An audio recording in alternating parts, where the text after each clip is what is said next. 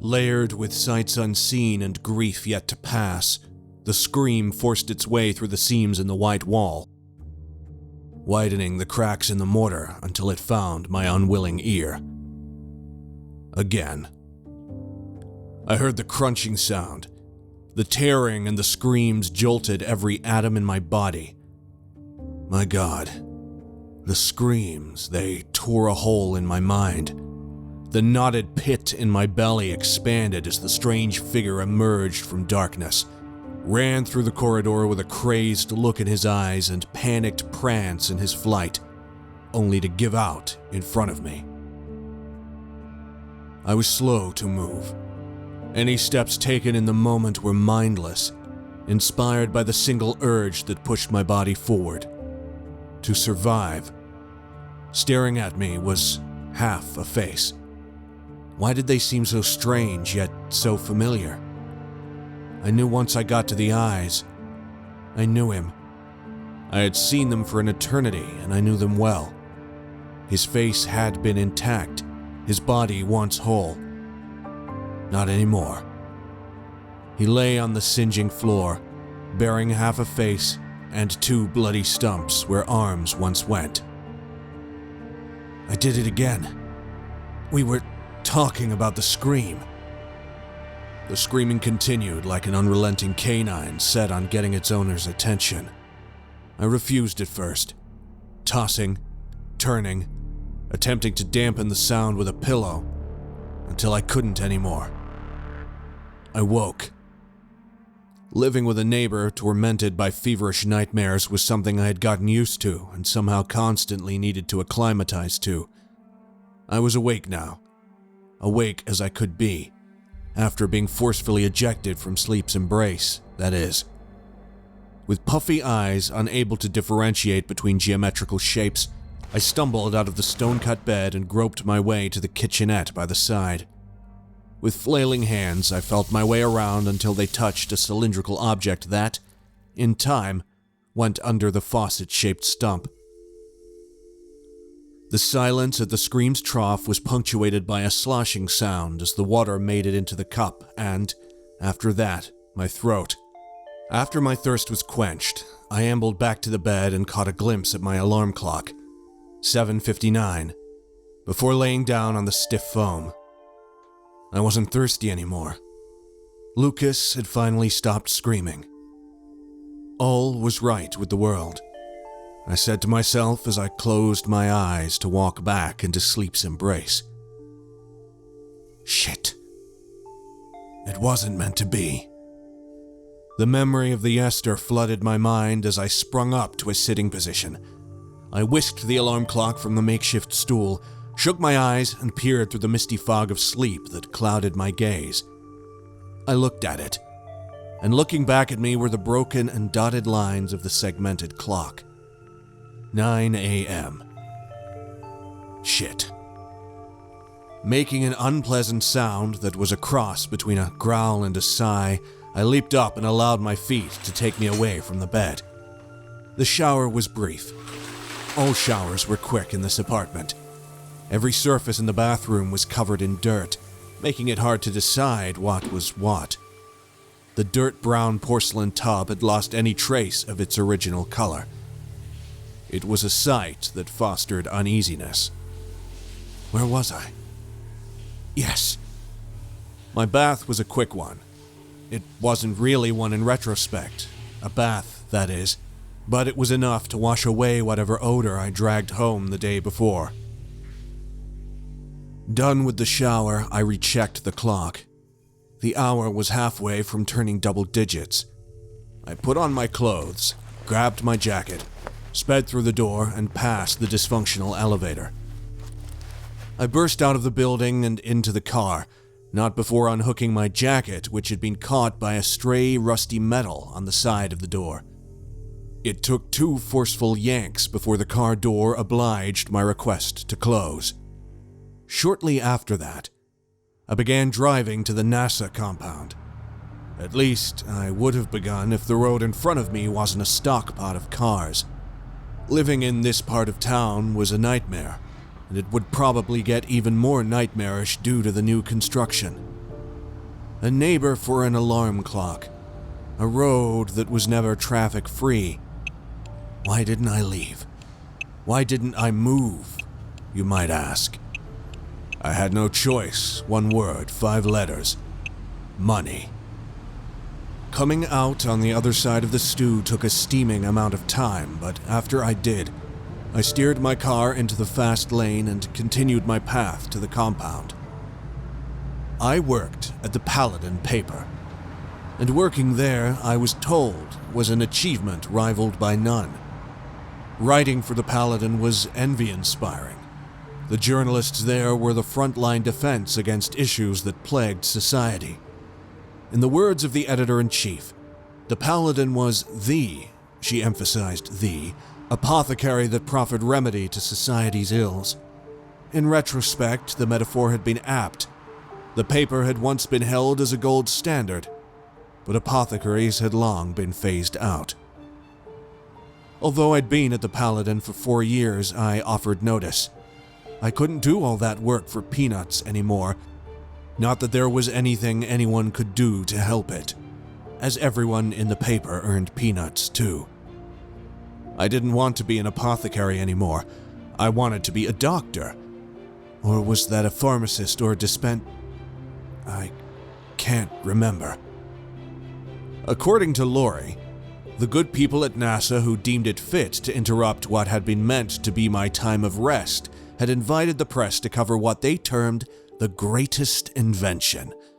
The paper had no one to represent, as everyone had a beat they were chasing. "You have to go," she said. Why does this have to be so far? I remembered thinking. Would it have killed them to bring the compound any closer and not put it in the middle of nowhere? My feet slammed on the throttle to get there faster. It took 2 stops and 2 half-filled tanks to get me there. I'd just gotten into the building's range of view, just enough to see the tip, when I began to wonder how I would make it back home, as the last gas station was miles away. A lot of miles away. I doubted I had enough money to cover it. My thoughts about the logistics of my journey didn't last long as I drove into full view of the compound. My jawbone did a lousy job keeping my mouth closed. The compound spanned a great width and an even greater height. What was going on in there? I shook these thoughts off and drove my sorry excuse for a car forward until I got to the entrance marked off by a gate pressed into the seemingly unending wall and a security booth in front of said gate. I eased my car to a halt, stopping next to the booth on the right-hand side. The security man looked at me with scrutinizing eyes. Before I could get a word out, he asked me for identification and my aim here. Name's Aaron Wallace. I'm with Paladin. I replied even as my hands undid the little strap that held the glove compartment shut. A poof of dust from the clutter within assaulted me as I eyeballed the mess for my ID and dug through it. For a second, the thought that my ID was back home made my skin jump. I found it hanging in the corner of the compartment. I muttered something inaudible before handing it to the uniformed guard who had been looking at me in a way that suggested he would probably throw me off the compound if I hadn't provided adequate identification. He stared at the card and back, and pointed out the direction my car was meant to be parked. "Have a good day," I responded as I drove through the now raised barricade. I drove for what felt like another mile before I came into the compound proper. I pulled into the parking lot. When did NASA have a military outfit? Did the ritual with the door, and rushed off until I reached the meeting point. There was a man in the forecenter of the crowd saying something. I can't remember now if I hadn't been paying attention or if it was because of the distance between us. Whatever it was, I couldn't hear what he was saying. He looked very passionate about it, though. It wasn't long before the man began talking about the nature of the compound and the tour leading to the main reason we were here. Welcome to the NASA compound. This, He pointed to the multi-level building behind him. holds the future. Why are we here? Asked someone from behind. Is it because of the new telescope that was launched? Is something wrong with it? Not at all. The man sounded hurt at the notion that the agency could build a faulty product. Almost on a dime, he laughed it away, turned, and waved at us to follow. Why, Loris? Why did it have to be NASA? Why did it have to be about science stuff? I contemplated my fortune. I was about to begin moving when someone tapped my shoulder. I turned around and looked. God, why did it have to be him of all people? Someone was fucking with me, for sure. Not very much surprised me. I'd covered crimes and war before, but this was no war. This was slaughter. He couldn't hear me. I could tell by the bloodshot expression in his eyes. There was something about them. His wide-eyed gaze that signaled his absence. It was the same look I wore on my face, even as the sound of my beating heart distorted every other noise. His mind was lost in pain. Mine would follow shortly. He wasn't in this state for long. He dragged me closer with his eyes and whispered into my ear before letting the pain sweep him away from this plane of existence. What the fuck is going on here? Come along, people, The tour guide instructed. I'm sure we are all excited to see the next generation of inventions the agency is about to roll out. God, I thought, as I began walking with the rest. It's been a long time since we saw each other, Aaron. What are you doing here? Chad asked. Chad wasn't a bad person. It was just that he was always at a 10 when he needed to be a level lower. Too excited, and too often for generally any sane person. Chad and I used to work at the Paladin some years back. That is, until he left the struggling paper to work on his blog. Again, the apothecary being dropped for the pharmacist. I drowned a sigh before answering the question and pointing out the badge he was wearing around his neck, just like everyone else. I suspect the same thing you're doing here, I replied. Oh, he exclaimed as if it had magically appeared. Excited to see you. When was the last time we saw each other? Chad asked. I don't know. I lied. Offering up anything in response to Chad's question was a prompt that would lead him to an endless discussion on everything and anything. It seemed silence had the same effect too, because he continued. Small world, he exclaimed before tapping me on my shoulder. I agreed. Anything else was lighting the fuse of a bomb that could go off even before it was fully lit. I tried to walk away from Chad's reach, but no matter what I did, he stuck close. Did you hear that? I asked him even as I turned around to look at the 5th level of the building. Chad hadn't heard it. Everyone else seemed oblivious to it. It was probably nothing, I replied to his excited question of, what was that? What is this invention? I whispered. If I could get a clue of what it was, maybe I could leave before the tour was over. I could make up something and kick up to Lori to fulfill my part in this assignment she forced on me.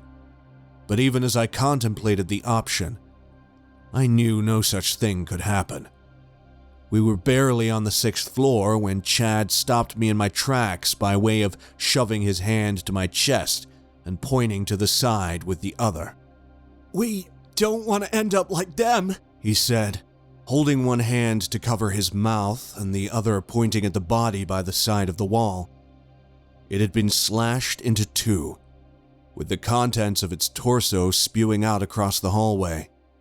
He was halfway into telling me he wasn't leaving when he hurled out the contents of his stomach. If there was anything left, that is. "Now!" I shouted, even as the screech pulsed through the hall one more time. "Anything can set it off. Anything can set it off. Need to be careful," I whispered. There was no need to tell him that I had a bad feeling about this. It was more or less everything that was on our minds. "Wait," Chad said. "Isn't that your ex?" "What are you talking about?" I questioned as I followed the direction of his pointing figure only to see her. Just my luck, I thought. Just my luck. My lamentation was undercut by the sound of the tour guide and a sight that gave me pause. Did those people just walk out of the wall? No, they couldn't have. Caught between trying to figure out why my ex was here, and if my mind was slowly losing it, I only heard a few of the guide's briefs on the miniature Hubble telescope and how expensive it was. The thought was still churning in my mind when I spoke without knowing I had. "What happens through that door?" A brief laugh underscored how obvious he believed the answer to my question was. "It's just a wall," he replied as he tried to shuttle us to the next wonder the building held. With my eyes still trained on the wall, I followed the group. The memory was about to fade when I saw a crack in the wall, followed by another person stepping out of it. That wasn't a wall. With my head down, I scrambled away from the group and headed for the wall, the door. Fortunately, no one had seen me swipe the card off the wall's latest production. With a quick and random flailing of the card in front of the wall, it opened up and revealed what I'd come to know. It wasn't just a wall. I stepped in and scrutinized the inside. Midway into turning, I jerked back from the sight I saw. Chad was staring at me. "Get in here before someone notices you." The wall closed after he made it in. The walls of the spaces formed an enclosure only a few feet wide. I scanned the room with my eyes. Was it a storage room? It took me only a second after the initial thought to realize that we were in an elevator. The small room was graded with a texture that lent it a futuristic look while still aging beyond the century we were in. After realizing it was an elevator, I searched for a control panel. There weren't any interfaces, screens, or buttons, at least not any I could see. Everything was one endless sheet, like a mirror that had lost its reflectiveness. Fucking pretentious, I thought to myself as I searched for a slot to scan the stolen ID card in my possession. At least they got rid of the annoying music, if it could be called that. From the corner of my eyes, just over my shoulder, I could see Chad chewing his fingers, even as the sound of his tapping feet punctuated the otherwise silent space. "Could you stop that?" I said more harshly than I meant to. He gave a thoughtless apology and continued whittling down his fingernails. I returned my attention to searching for a way out. I was beginning to regret why I'd even bothered with the wall when I spotted something in the corner. A slit, probably designed to go unnoticed when looked at by unfamiliar eyes. The card didn't get far into the slit when the floor beneath our feet began dropping. It went on for a long while before coming to a quick stop. The wall behind us, opposite the one we made it through, slid open, forming a new pathway out of the elevator. The space in front of us was a vast one, shrouded in darkness, lit only by a faint, pulsating light in the distance. With cautious steps, we walked towards the light until we came to an even more open space than the one that came before. My hands wrapped around my torso to make up for the slight drop in the temperature in the room. This room, if it could be called one, as it seemed to span endlessly, continuing in the darkness beyond. The visible part of the room was covered in a slightly darker version of a texture reminiscent of the elevators. The room seemed to be demarcated into quadrants, with each quadrant bearing some class of machine or another. "What is this place?" I asked no one in particular. "I don't know what it is, but we aren't in Kansas anymore," Chad said with a smile that spanned ear to ear. I looked at him with a look that was a cross between exasperation and irritation. He seemed to have caught my meaning. "I'm sorry. Always wanted to say that. It just seemed like the right thing to say," he said as he walked ahead of me, pulled out his camera, and began taking pictures of everything around us. "I thought you didn't want to come down here." "I didn't, but I can't let go of this. This would do numbers for my blog's readership." Pharmacist. I shook my head and continued until we reached the center of the quadrants I mentioned earlier. In it stood a 9-foot space-black block. It had been the source of the pulsing light. It looked like a machine with all the circuitry, wires, and control knobs running along the face of the entire monolith. Chad was still taking pictures when I decided there was nothing to see. "We must leave now, Chad. Join the group before our absence is noticed." The only reply I got was the whining sound of his camera flash. I was back at the elevator when I looked back and saw 2 pulsating lights, the aboriginal red light and Chad's camera taking a picture of the former. I swiped the key twice before it registered and went back to drag him away from the monolith.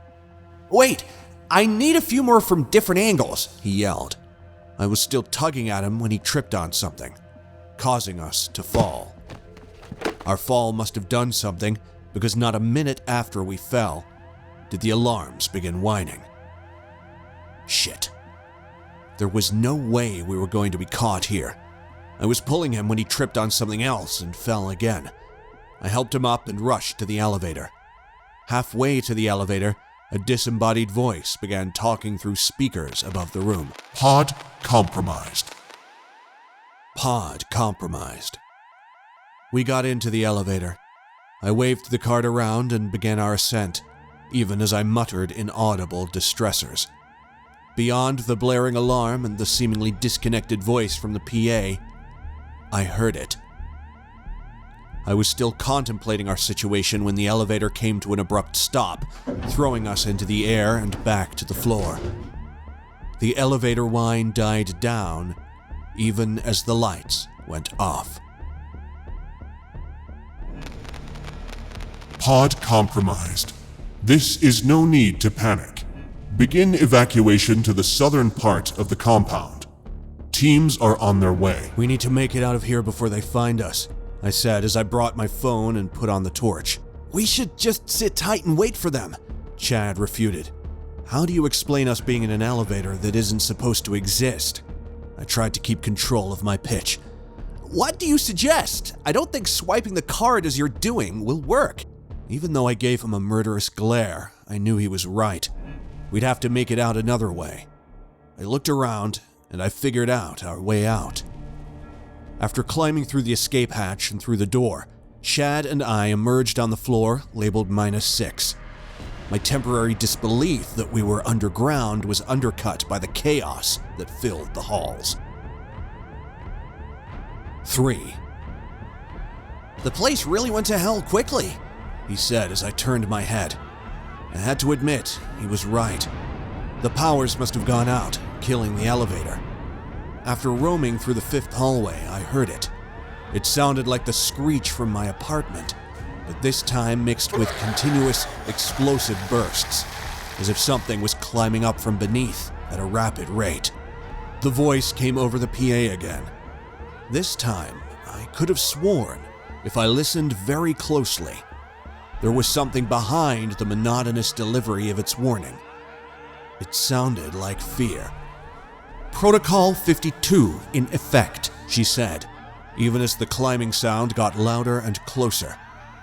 "What do you think is going on?" "Let's go, Chad," I said as my eyes scanned for an exit. "We're in danger."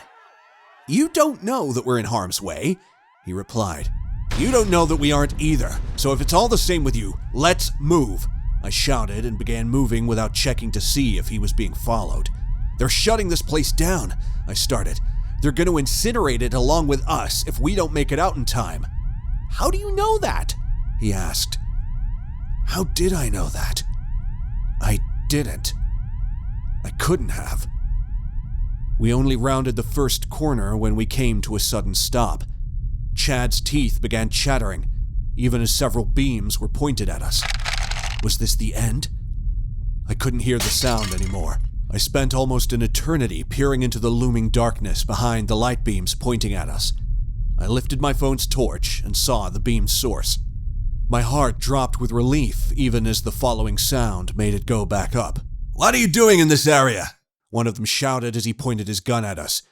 Trapped in the determination of his eyes, I muttered that we had gotten lost. "What was that?" he shouted, his voice a sharp contrast to my cluttered delivery. With hands still up, I repeated my words, louder this time.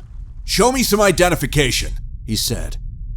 I wrangled my ID card from my inner jacket pocket and pointed it at them. "Is that enough?" I asked. I didn't quite get the answer because, at that moment, a large burst of energy rocked the ground beneath our foot. The resonating screech found my unwilling ear, but this time broke the wall and caused something to come crashing down. That was no human. My mind blared even as I struggled to get back on my feet. "Head this way. You should see a staircase. It's the fastest way out of here. Take it," he shouted as he checked on his fellow soldiers. One had been crushed by falling debris. I was about to move closer when he turned around. "What are you still doing here? Run!" We did. We found the staircase the soldier had talked about, but one thing he neglected to mention was how much there was to it. But as it was better than being in the presence of whatever was behind us, we started climbing. We were on level -4 when another screech came through.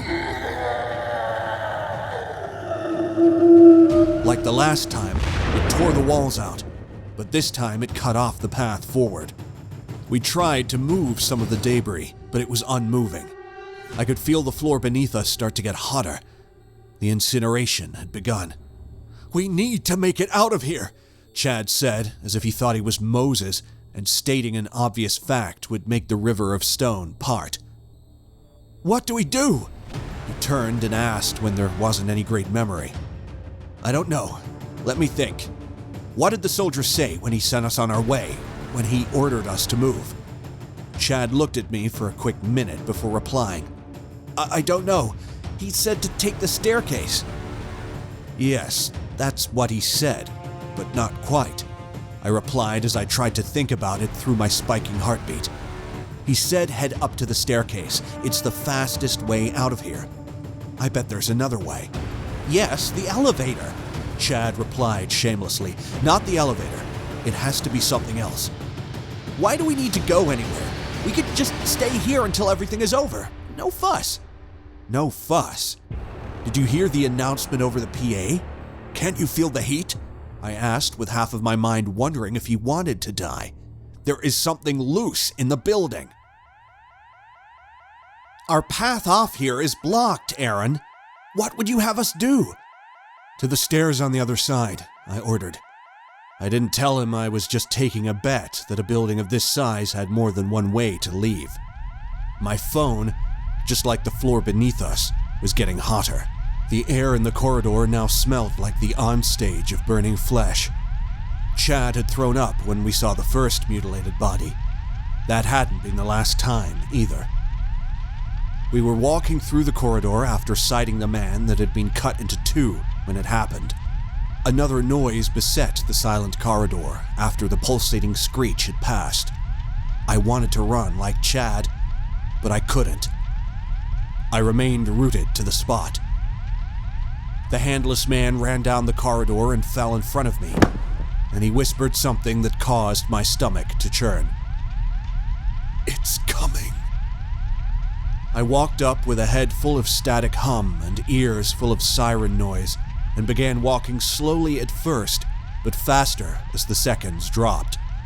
I knew it was behind me. I ran until I came up to another staircase. Another scream sounded familiar.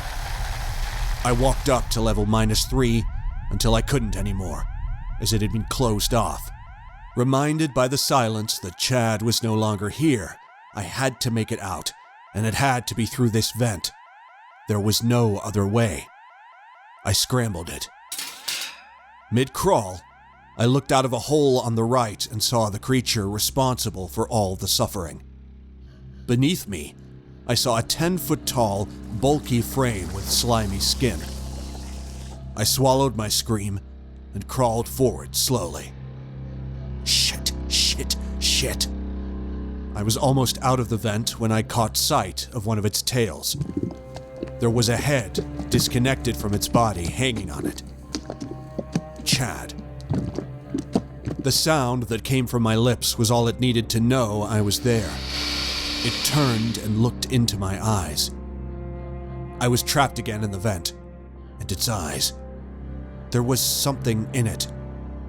Just like me, it didn't want to be here, too. Snapped out of my trance by the sudden noise, I doubled my crawling speed even as the screech half deafened me, and its tentacles collapsed sections of the vent. I was done for. I had almost given up when I saw a hole. I didn't know where it went, but I jumped through it. I landed on the floor of a room filled with eyes all looking at me. There was an uproar of shouts as I tried to ease their fears. It was only when I raised my hands to do so that I had lost my right arm. The pain coursed through my body and came out as a scream. It might have been either my voice or theirs that drew its attention to the room, whatever it was. The creature tore through the wall, cutting everyone in half with slimy tentacles. This was a slaughter. I felt my body go limp as one of its tentacles wrapped around my neck and raised me to its eye level. As if it didn't like what it saw, it began squeezing. I could feel the life drain out of me when a pulsating light blasted through the wall. People. Humans. They pushed the black machine into the room. It began sucking the beast from the room, leaving me to fall to the ground. Everything went dark. And when I woke, I was here, in an asylum. Not crazy. I was never in the military. In this Paladin military unit where I saw people slaughtered. I was in the NASA building, and I wasn't forced out of bed 9 o'clock every morning to go to the dispensary to get meds. I know what I saw. NASA has a machine underneath it that has an alien trapped in it. Who knows for how long it has been in there.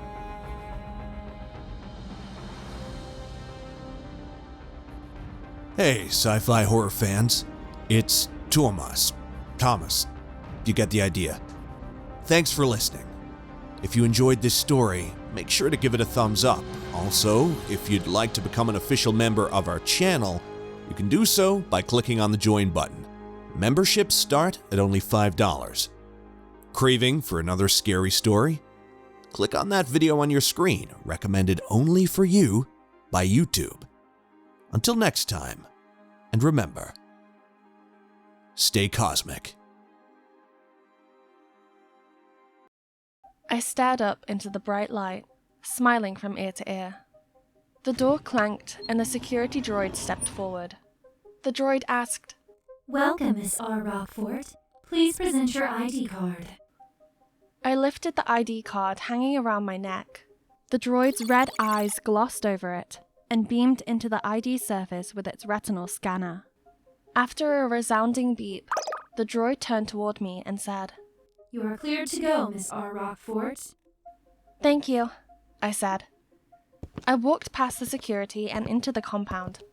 Pristine air, clean metal walls, sharp cuts in the polygonal designs of the corridors complemented the studded rivets of the center flooring and the glass wall fixtures, showing the various labs within this space station. This was the KG-6 space station. It was one of the corporation's many galaxy outposts. This one was a lot closer to civilization, since it was orbiting around the planet that I called home, Mordo. To think I would get the opportunity to be working at Fujikawa Corp., the most innovative company within the Milky Way and possibly the universe.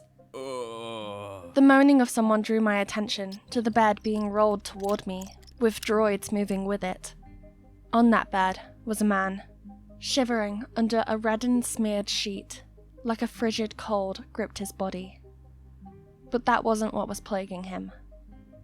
Blood dripped from his stained arm that hung over the side of the bed.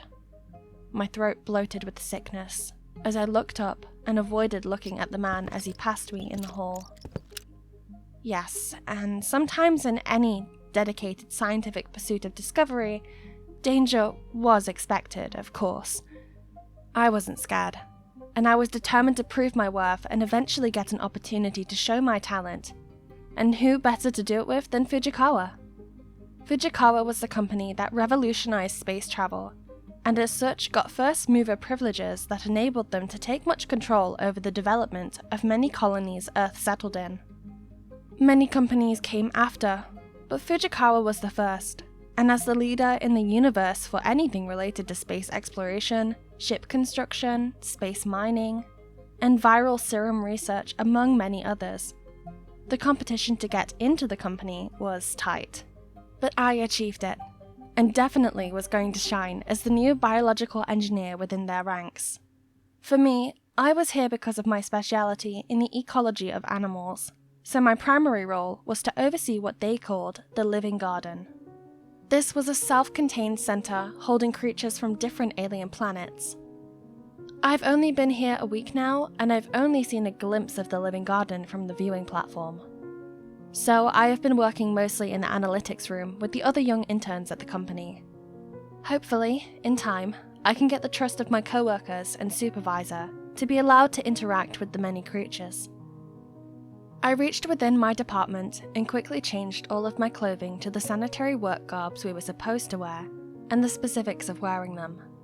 Hopefully I followed the rules this time. The last time, my supervisor chewed me out for not buttoning up my overcoat and not using the protective goggles properly. It was disappointing, but I understood his worry. My job was filled with a lot of hazards after all.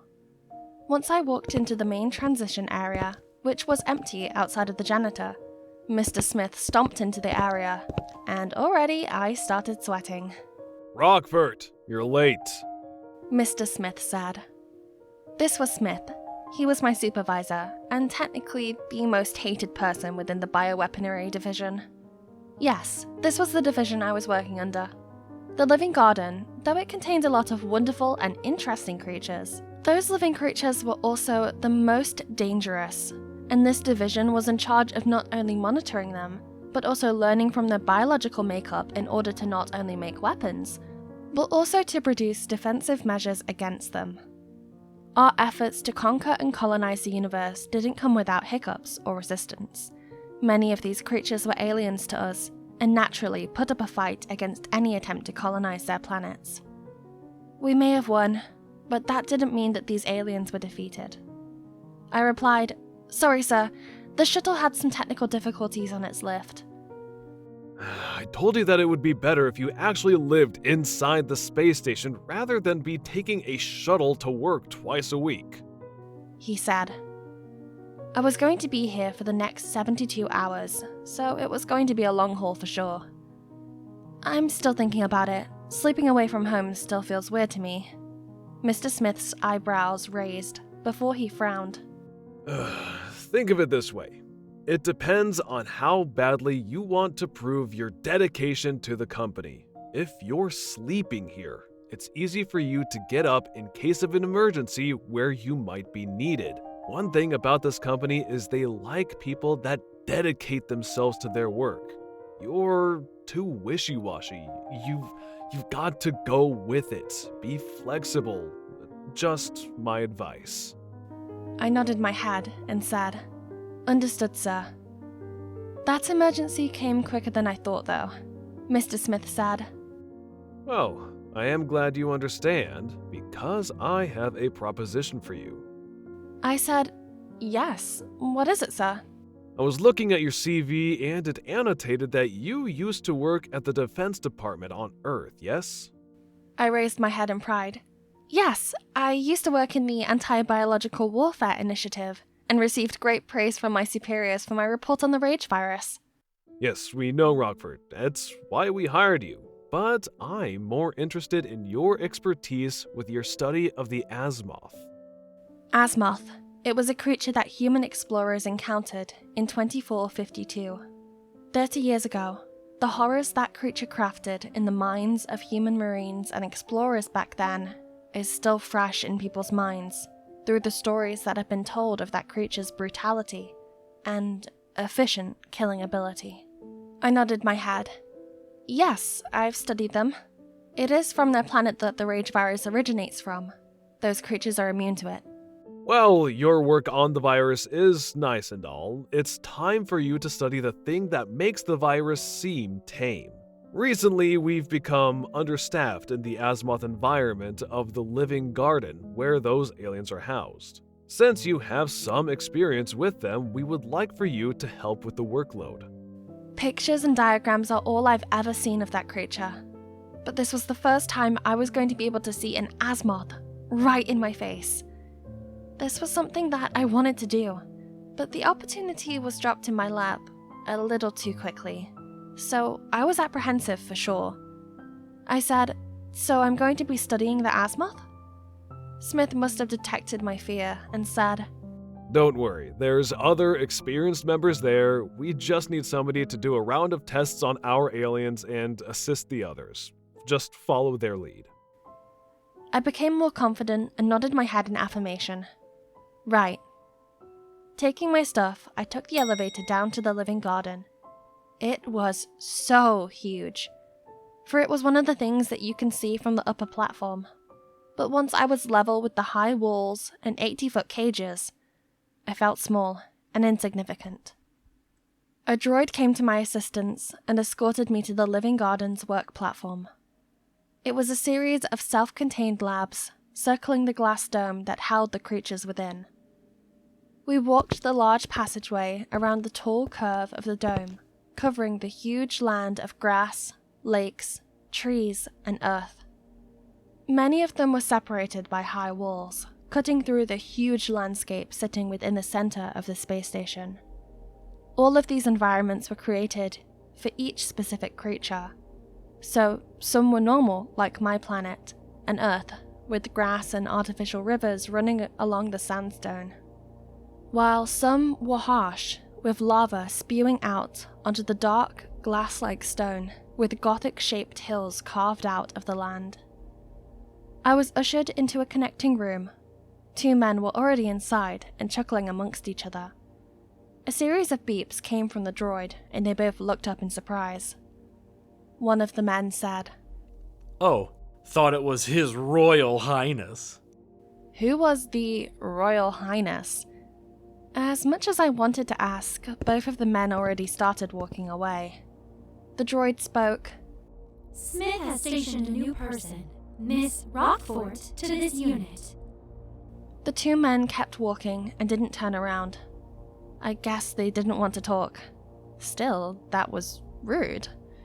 The droid didn't take any offense to that and continued guiding me until we ran into the leader of this operation, Mr. Hendrick. Hendrick looked like an old, grizzled vet. And as I would find out, he was, for he was a former space explorer for the company. He was already notified by Smith that I would be placed under their tutelage. I was never made to feel special. Once Mr. Hendrick laid down the ground rules, I was sent to work, and oh geez, it was rough. There were only 3 Azimuths here, but my duties went beyond just testing the creature's vital signs and overall health. I also had to check the climate and the earth quality, among other odd variables of their living environment. Did we need all of this information? Was the question I asked myself, and I was sure a lot of my coworkers asked themselves that.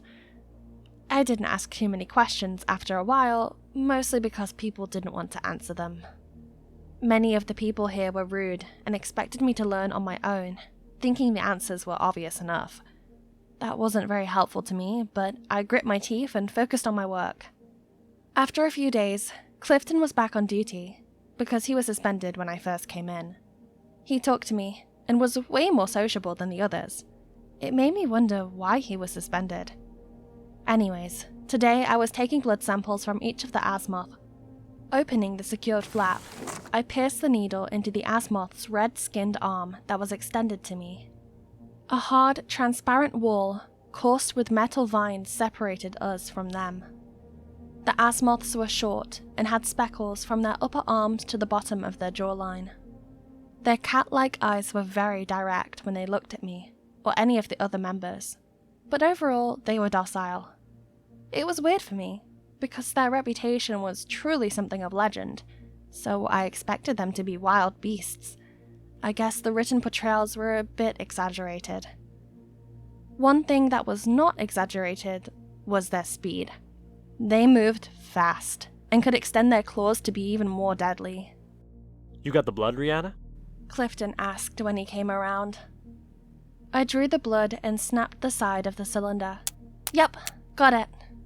My hand reached for the syringe of simulants fluid, which I injected into the Azimuth's arm. There you go, I said. The Azimuth pulled their arm in and I closed the flap. Change to X-ray, I said. The wall immediately changed to an X-ray screen that showed the bone and organ structure of the Azimuths as they ran over their rocky environment, with their sporadic ferns and grass. I said, these Azimuths are truly amazing creatures, don't you think? This one, the one's blood sample that I just took. He likes to arrange those stones like he's setting a trap. It's kind of cute. Clifton said, I wouldn't be humanizing them too much, Rihanna. I'm not humanizing them, I'm just saying, they're an intelligent species. They're not super intelligent. They're just good hunters. Clifton said. I frowned at him. He laughed. Just being honest. Anyway, good that you like working here. And you don't? I asked. He made a facial shrug. It's alright. Clifton acted so stuck up, but at least he talked to me, unlike the others. To think that they build all of this on a space station, I said. In a way, they had to. They could never build a place like this on any of the colony planets. Clifton said. And that technically means if they get out, at least nobody gets hurt. Except the people on the station. I shuddered to hear that stark reality, but I understood it. That also mean we were on our own if that would happen. Still, for his mind to go there, I had to ask. Sounds like you're talking from experience. He shrugged. It happens at least once a month. What? Hmm? He looked genuinely surprised. Oh, nobody told you? Of course nobody told me that these creatures break out once a month to say hi, I said in sarcasm. But my heart was booming a loud tremor at this unwelcome news. Clifton rubbed the back of his neck. Yeah, Smith. His Royal Highness has been asking for them to replace the wall and add improvements to the place, but they haven't improved anything. Promises are the only thing we get. I gasped and said, So, what about the safety of the engineers and scientists in the living garden? Clifton said, We're disposable. The wall here is not that good and the security measures have been inconsistent and glitchy. But the wall behind us, that separates the living garden from everywhere else, is better, and that's where the improvements go. If you get what I mean. My heart sank. So, what are we? Meat for the slaughter? No, it would be better to say they underestimated the extent of security needed to secure all these creatures. The Tiamats are too big to deal with, the acid of the garnets constantly cause problems, and the destructive violence of the Erobound has led to the death of 5 people up until now. They just want their reports, and tend to think we need to toughen up. Anyone that doesn't, they quit, and a lot of people have quit. I finally remembered. That person that got injured. Was that the reason? He said, It's usually the reason. You just started working here, so everything seems calm now. But I expect you to leave very soon. That was expected, considering what he and many others have seen before. It would explain why they didn't talk to me. I guess they were resisting the idea of getting to know me because they didn't think I would last. This was still unforgivable. They should be more serious about security and safety in this place. And I'm not saying this because I'm scared. I was just worried about everyone else. Clifton laughed. I agree, but you better keep that to yourself. The last time I said that, I got suspended. Oh, so that was the reason he got suspended. Mr. Smith should do better, I said. Clifton shook his head. Nope, it's not him. To be honest, he's the one keeping things in line here, because it's not only this place, it's also the people. The people? Clifton walked away laughing. That one I won't tell you about. You'll see what I mean soon enough. That didn't take long either for me to find out. At the end of my shift, a bunch of new people were let into the Living Garden science facilities. They weren't wearing any safety gear, and they weren't behaving in a manner that showed any respect for the place. As I would find out, they were sponsors, and they were looking over projects of one of the scientists in the Garnet environment. They weren't supposed to be in here though, but Smith couldn't do anything about it, and neither could anybody else, because unfortunately, that scientist had more power than everybody else here. And that was not a mistake. It was a feature of the space station. It took me a while to realize that I didn't even have to ask Clifton. I saw it clearly. Smith could only boss around the nobodies, essentially. Me, the other interns, Clifton, Hendrik, the regular people. But the top and famous scientists within the space station, the ones that know the executive officers of Fujikawa, those scientists got preferential treatment, and a lot of it too. One interesting incident was what happened in the Tiamat section. For 4 days straight, Tiamats went on a rampage. I was wondering if nobody was going to deal with it. The thunderous roars of the Tiamats and the shaking ground made my bones rattle. It was amazing how powerful those beasts were, and that strength could capsize the station. Finally, Smith called a meeting and everyone was brought to a conference room. Once we arrived, we found an angry Smith pacing around. I swore we were in terrible, terrible trouble, but we were not the targets, thankfully. The argument that quickly started was between him and the leader of the Tiamat team. Smith tackled a scientist named Williams to the task. You have been doing all these things and I never authorized any of it! And don't lie to me because I know you are selling parts out of the station like this is funny! I've got the information that you are breaking the rules! Smith said. Since you don't want me here, I can leave. I don't need this disrespect from you. Williams said. Smith said, Fine, leave. Like I need your circus down here anyway. Who the hell would cut off the Tiamat's arm? You know they are protective of their young. You know you're not supposed to do that for no reason. So what? I can't do my experiments anymore? Williams asked in disgust. Don't insult my intelligence. You have a list of authorized things you can do. Mutilating the aliens is not one of them. And return the arm you cut off. You are not selling it on the black market because I know that is what you're doing. Smith gestured at the droids. Search his and his team's lockers. Strip him of all tools, articles, and everything else. And get them the hell out! You will hear of this! Williams said. Your cousin can get me fired. I don't care. Tired of this! Smith walked off as the droids accosted Williams and his team, much to the shock of the other scientists. This is more entertaining than the soap opera I watched when I was growing up. Clifton said. I chuckled, but I was deeply revolted by the news. Once that was over with, we got back to work. By the end of that work, Clifton came to give me and everyone else his goodbyes. He was leaving our team to take over William's spot on the Tiamat monitoring team. I asked, Wait, hold on, you want to leave us now? I thought you liked it here. Clifton said, I do, but I want to run my own thing, and I was thinking of taking on an assistant. How about it? Why don't you join me? It's better than being under the old man. I looked back at the ass moths. No, sorry. I like it here. Researching ass moths is cool, and I want to know more. Plus, I don't really know much about Tiamats. Maybe in the future I can do that, Clifton said. That's quite unambitious of you. I laughed. Sorry for disappointing you. Don't worry, it's fine. I have to admit, you're a good expert on these little aliens, so I have to give it to you. This might be your muse. I could agree with that, and that's why I stayed. With Clifton gone, Hendrik and the others treated me with more friendliness though, so things worked out for me there. Months passed, and things quietened down in the living garden, which was, in my opinion, good.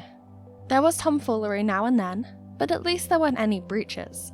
New interns were coming in, thanks to the regular turnover of the workforce. As a veteran, I was going to be training one of them, and that filled me with a sense of pride. Hendrik and I went to talk to Mr. Smith about it. Smith was complaining that the Tiamot's team was losing members like a burst water pipe. Funnily, Team Asimov was more solid, had the least complaints, and many of its members had been around for years, with me being the youngest. Smith said. This is why I have to appreciate you, Hendrik. Hendrik said. If you want to appreciate me more, give me and my team a raise. I loved Hendrik. Smith said. It's on a list of things to do. I don't like to talk ill of the man, but I never liked Clifton when he was among us, and I'm glad when he left. Hendrik said. Hendrik rarely talked about people negatively, so this was out of the blue. Smith snorted. Well, you did write him up for suspension that one time. He did? So that was Hendrik. Did that mean Clifton talked up to Hendrik? Thinking about this did bring up one dark thought. The possibility that Clifton was the one who snitched on Williams. It made a lot of sense if I thought about it. No one was able to figure out who snitched on Williams, and personally, I didn't care much, because I didn't know Williams, and to be honest, I don't think a lot of people liked Williams. Still, it left a bad taste in my mouth knowing Clifton was just like everybody else at this place. He seemed so nice, but maybe I was being too critical. We went back to work, and things were great for a while, until an alarm was raised. We hurried out of the living garden and walked briskly back to the emergency checkpoint, as protocol demanded. Smith was already there. Now what? Mr. Smith bellowed. Hendrik said, You tell me. Don't patronize me, Hendrik. Listen, I just want my paycheck so I can go home when this is over. Did anybody realize that there was an alarm sounding off, or did nobody care? Armed droids ran to the living garden to suppress the threat, whatever it was. Well, at least they were doing something about it. But the best safety measure I learned was for it to not happen in the first place. The other workers came to the checkpoint, but there were no signs of the Tiamat team. Smith didn't say a thing. We already knew what was running through his mind. It had to be a Tiamat. After half an hour, there was no update, and all we could do was wait. And that nagging impatience rested over us as more droids came down the hall. But none of them ever returned. Sweat careened down a side of my face as I shivered in fear. Something wasn't right. Why weren't the droids returning? Lights flickered, and soon, electricity fluctuated throughout this part of the station. Were the Tiamats causing the problems down there? It was a possibility, but the question that was nagging at me was the fact that I did not hear them. There was no ground shaking or anything. Tiamats were big creatures, so if something was happening to them, they would make sure everybody knew about it. Yet the silence was deafening, and nothing was heard. Hendrik stared at Smith, and all of us knew something was wrong. A surge of power ran through me at the dangerous possibility that was happening right now. Hendrik said, What's going on at the Tiamat cage? It's there, right? Smith shook his head. I don't know. All I got was an alarm. That's it. Hendrik said, Know what?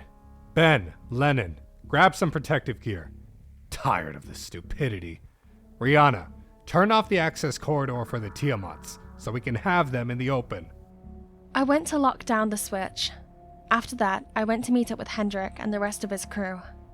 All of them were clothed in shaded hazard suits that were equipped with many tools, from tranquilizers to pressure boots.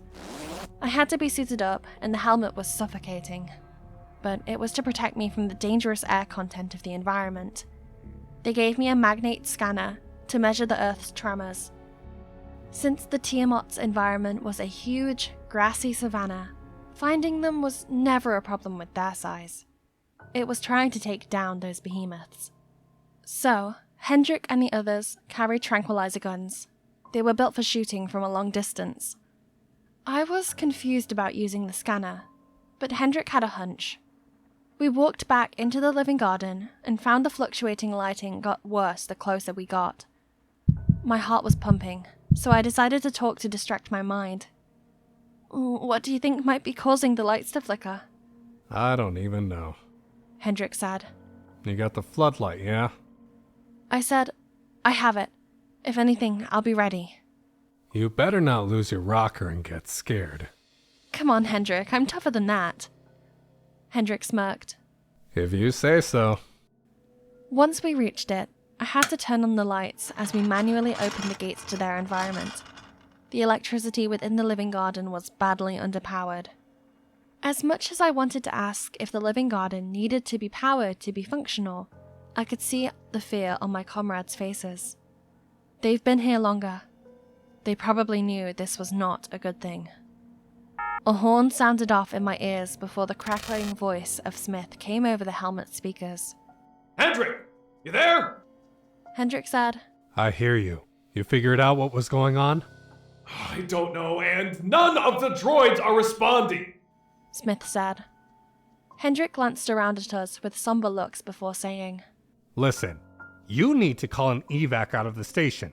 That's the way I see it. Look, just fix this problem, and I will do anything. I swear. Hendrik said, Fool. You do realize the electrical wall for the aerobound area is powered by the same electricity that's fluctuating right now. If that goes, we're going to have to evacuate this place. Tiamats are one thing, but they aren't that dangerous. The Asmoths are a pain, but the aerobounds will slaughter everybody. Smith replied, And this is why I'm telling you to fix whatever it is. I can't evacuate the place. There's other departments going on. Everybody's going to have my head. If it all goes to hell, you having a head doesn't even matter. Fine. I'll get the other teams out and tell the lead officer. Smith said. We walked into the environment, and it was the first time that I was beyond the glass wall. Our boots crunched into the grass, and already we felt so small. The trees were so huge, and the land was so vast. A whole city of millions could be built here. This was massive compared to our little rocky environment for the Asmoth. I remarked that there were no vibration readings from my scanner. And that was when Hendrik said the thing that sent chills down my spine. Of course. There wouldn't be. There probably wasn't any Tiamat here for a while. What? Was Hendrik serious about that assertion? That couldn't be true, right? We continued our trek through the grassy fieldlands and soon found the droids. They were laying in scraps around a Tiamat. But that Tiamat was as dead as a nail. Tiamats were huge, 40-foot beasts that have meaty fists and legs with spiked tails. This Tiamat was beaten to a bloody pulp. It was shocking as my heart jumped into my throat at the terrifying display. Even more disturbing were the Tiamat's eggs around it. They were supposed to be small as far as I knew, but these eggs were large and peeled back, revealing a white core, complemented with a slew of flower-like projections. But if I was sure, they were viral growths. They seemed eerily similar to one of the symptoms of the rage virus. It was a truly vicious virus, and it killed within 1 hour. But before that hour, the person would become a rage-induced, vicious monster. A crinkling sound made Hendrik and the others look around. Hendrik said, Rockfort, get behind me, now. I made one step back just as soon as I caught sight of the monster, walking on all 4 legs towards us. The longer I looked at it, the more I couldn't help but feel like it was a Tiamat. But it was slimmer, smaller, yet more defined in its muscles compared to the bigger original. Once this thing's eyes touched us with the sharp, narrow slits, we couldn't stop shaking. The ground gave way and dropped us into the pits of despair. Only Hendrik was unfazed as he lifted his tranquilizer gun and aimed it at the monster's head. I couldn't believe it when I saw it, but that monster grinned, and those teeth bore fruit from the root of the gum, shined the light of my coming death. That's just like you, Hendrik. Always standing tall. Clifton said. That was the last voice I expected to hear, but this was his holy ground. I turned in the other direction and saw Clifton stepping towards us. He looked different. Clifton had a certain glow about him. But if that radiance was sadistic, it didn't please me. It only sickened me. Rockford, Hendrik, so good to see you guys again. Clifton shouted. Hendrik narrowed his eyes at Clifton, but kept his gun on the new Tiamat. What did you do? Just some renovations. Clifton smiled. Harm to the test subjects is against the rules. What the hell have you been doing down here? Hendrik said. Clifton replied in disgust. Harm? It's an animal, Hendrik. You're acting like it's a human being. Let me guess. You've been experimenting to make an evolved version of the Tiamat. You're still doing the same old sick stuff, you slimy bastard. Hendrik said. Clifton frowned and grabbed his waist. We're both scientists, and you're calling me sick for creating something revolutionary? That's laughable. When all is said and done, you can call me whatever you want, but in the future, I am going to become a legend. Legend? I called out in distraught. It was infuriating. Who was this man I was looking at? It couldn't be Clifton. It must have been an alien I was staring at. I knew I should have killed you when I caught you back then, Hendrik said, before he spun the gun in Clifton's direction. The Tiamat rushed forward, and my team fired at it. Hendrik's tranquilizer fired at Clifton, but Clifton ducked under its volley and ran off. So did we. Hendrik, a few others, and I ran out of the environment, leaving behind a good number of our team, dying at the Tiamat's hands. Hendrik asked Smith to lock down the Tiamat environment. I couldn't stop shaking. Once the gate was shut tight with a secure metal door, a loud banging sound consumed the living garden. I looked up and saw that Tiamat jumping up and bashing into the glass wall, separating their environment from one another. Plus, with each crack of its head at the wall, more fractures formed and grew out of the epicenter. Hendrik said. Crap. That's the Garnet environment. How is that thing so strong? That thing was trying to escape by any means. But more than that, a dangerous thought occurred in my head. I said, Hendrik, what was Clifton doing to the Azimuth? Hendrik said, Now's not the time for that. Droids ran into the living garden's work platform. I caught my breath and swallowed. No, you don't understand. I need to know. I think I know what he did to the Tiamat, Hendrik said. Huh? A shattering crash occurred when the Tiamat jumped into the Garnet's environment. Cries rang out as a huge battle of survival went down inside of that environment between two apex predators. Hendrik said, What are you talking about, Rockfort? I said, it's just a hunch. I think he used his research on the Azimuths to help him make that abomination. You have to tell me, what did he do exactly? Did it have anything to do with the rage virus? Hendrik's face lightened, as if some realization hit him. The ground vibrated, and a chorus of howls breached our senses.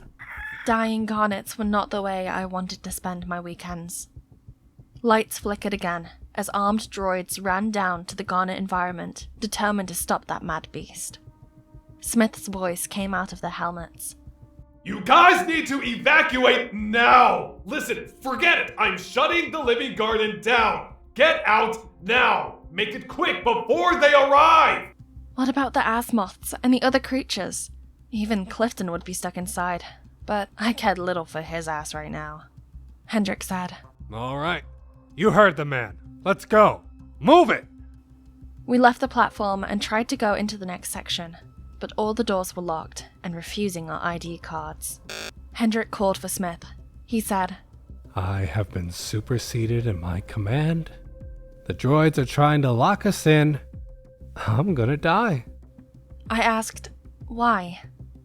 Smith said. Dead people can't talk. Hendrik rolled his eyes and said, No surprise there. Rockford, what were you saying about the rage virus? I think Clifton used it, I said. Everyone's eyes got big, while Hendrik's face hardened in contempt. Hendrik said, There might be something to that.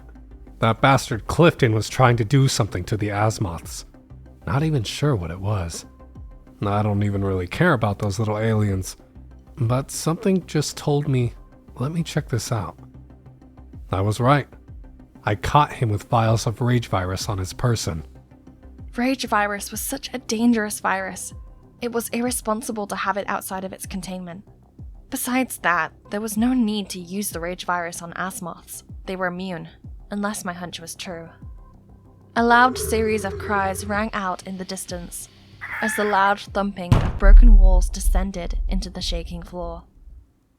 They were getting closer. I said, I think he wanted to do what we've been doing, to make a vaccine. But we want to save lives, and he wants to make a better vessel for the rage virus's good effects, Hendrik said. Wait, you mean the increased strength? I spoke breathlessly as my mind whirled. If I'm thinking like him, like a really mad scientist, what if I made a creature that could be immune to the virus but get the benefits of it? The antibodies of the Azimuths neutralize the virus. That thing he created, I think it is an immune vessel that channels those heightened benefits. That's why it's so strong, that it went through the wall, Hendrik said. You gotta be kidding me! The loud screech of the Timot sent a chill down their spines. Smith said, Clifton made a bio-superweapon, and it's coming for the whole of us. We're all... Hendrik abruptly cut in. Have some confidence, Smith. We ain't dead yet. Rockford, you know how to stop this thing? Did he tell you about his little pet project? I shook my head. I wish he did. He never told me. But he wanted me to join him on his team. Damn. Okay. The rage virus has other negative effects, such as the deterioration of the body. Maybe I have an idea, but it requires making the Timot take some of the simulants fluid that we feed the Azimuths, Hendrik said. Yeah. The virus isn't neutralized, otherwise it wouldn't be so strong. It must be there, just suppressed. Alright, you and I are going down there right now. Smith, get a hold of yourself. You got weapons? Smith said. We don't keep that stuff outside the tranquilizers. That's the droid's job. Well, they did a terrible job. Come on. Anyone who wants to volunteer, follow me, Hendrik said. We ran down back to the living garden work platform. The platform was a mess. Debris fell over on the ground and we struggled to navigate the fallen concrete slabs, mangled metal, and sharp glass sticking out. Our worst fear became reality. Huge chunks of the wall were gone. The light was barely functional as our flashlights burned away the darkness and sent it running. There was no way we were going to send these monsters running, unfortunately.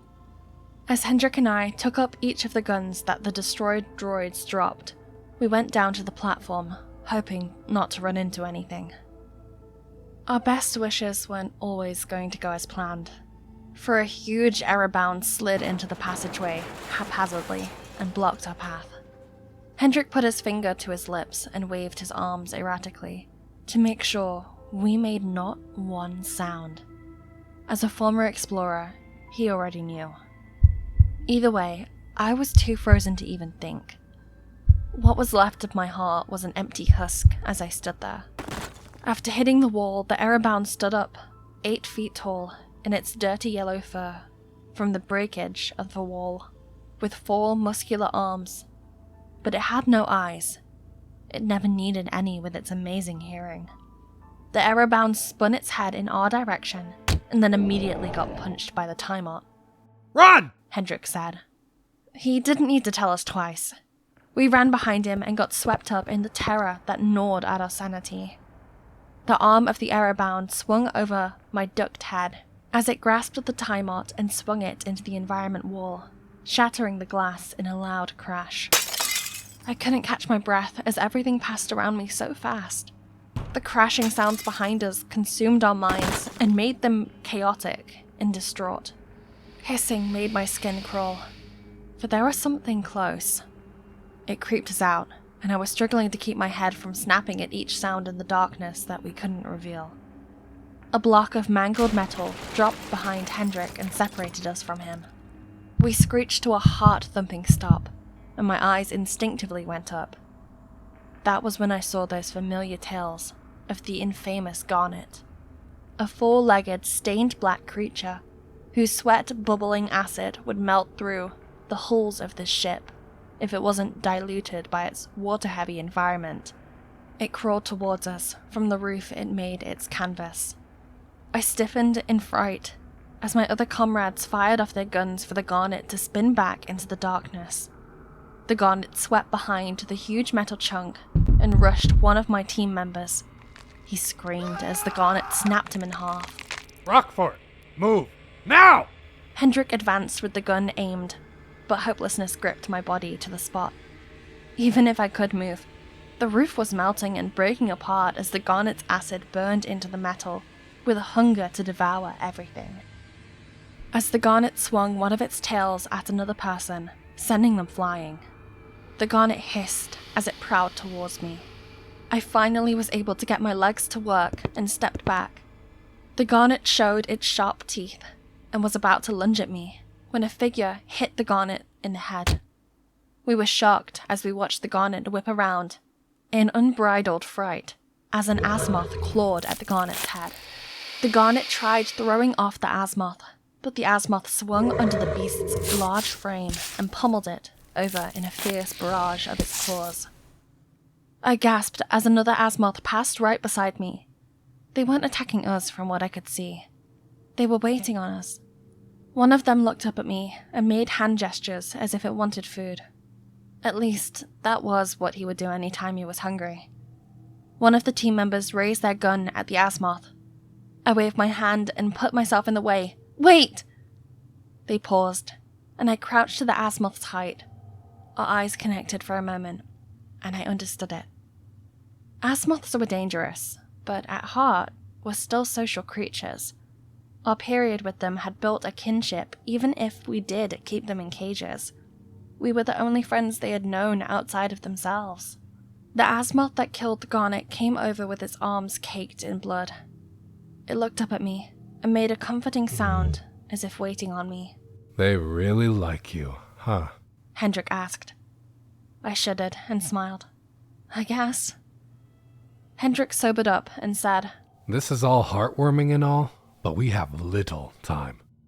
We navigated the falling debris, pushed through the daunting closing in of the walls on my life, and ignored the faraway violence wreaking this garden into a messy nightmare.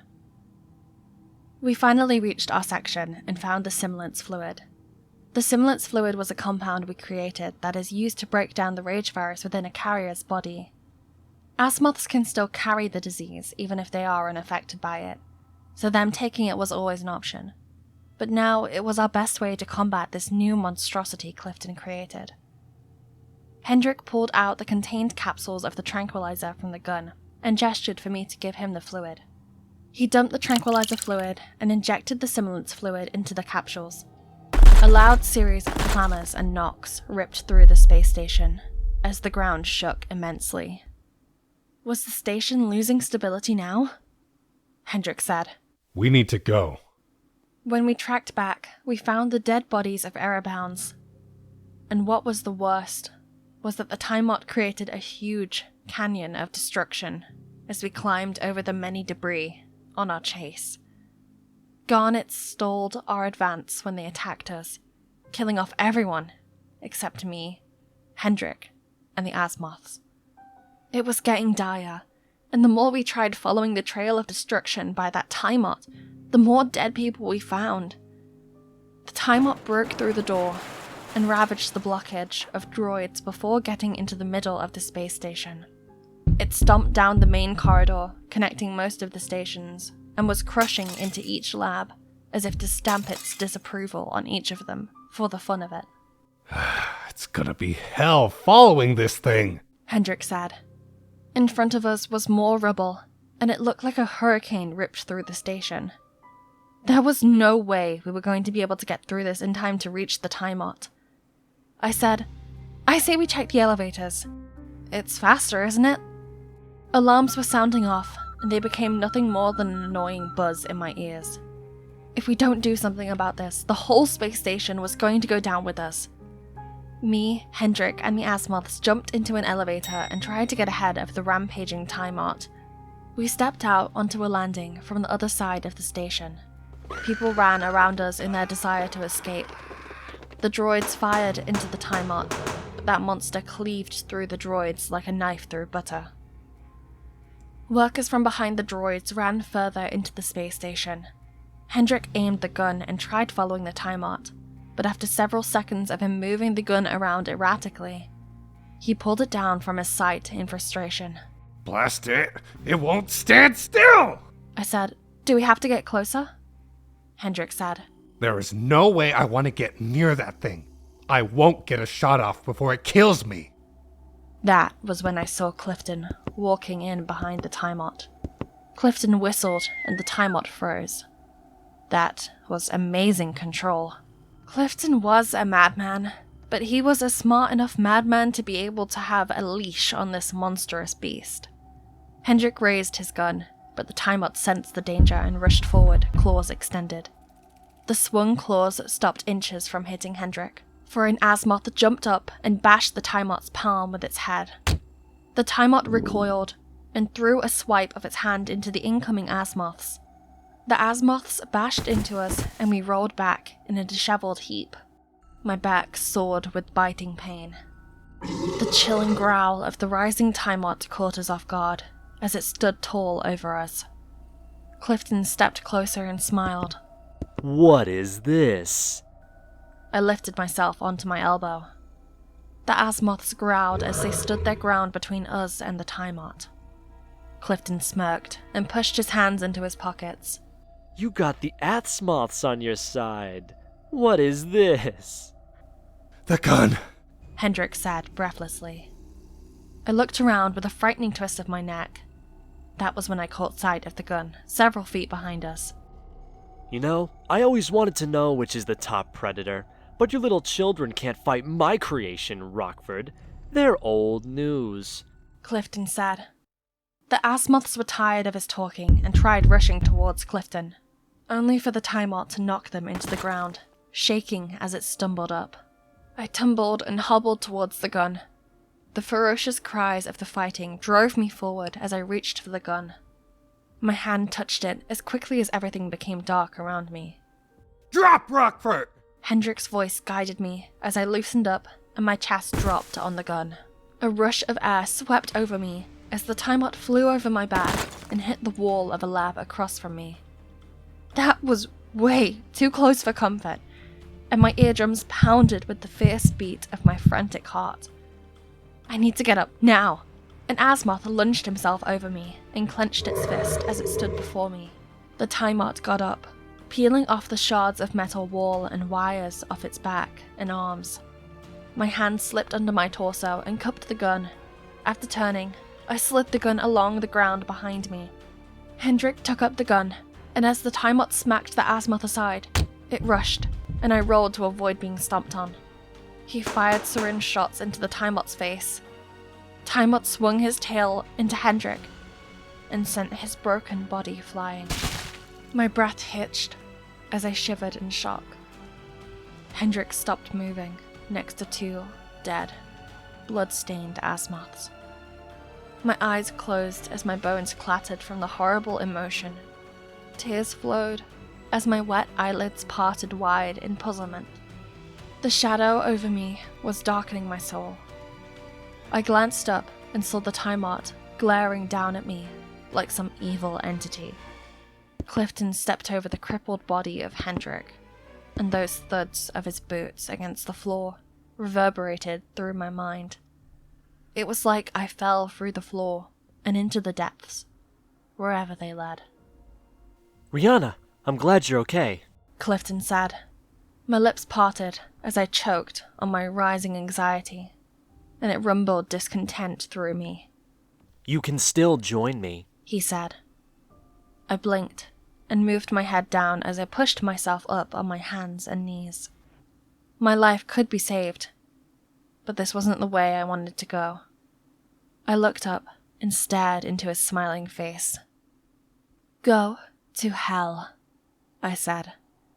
Clifton's smile died right there, and so did my chances.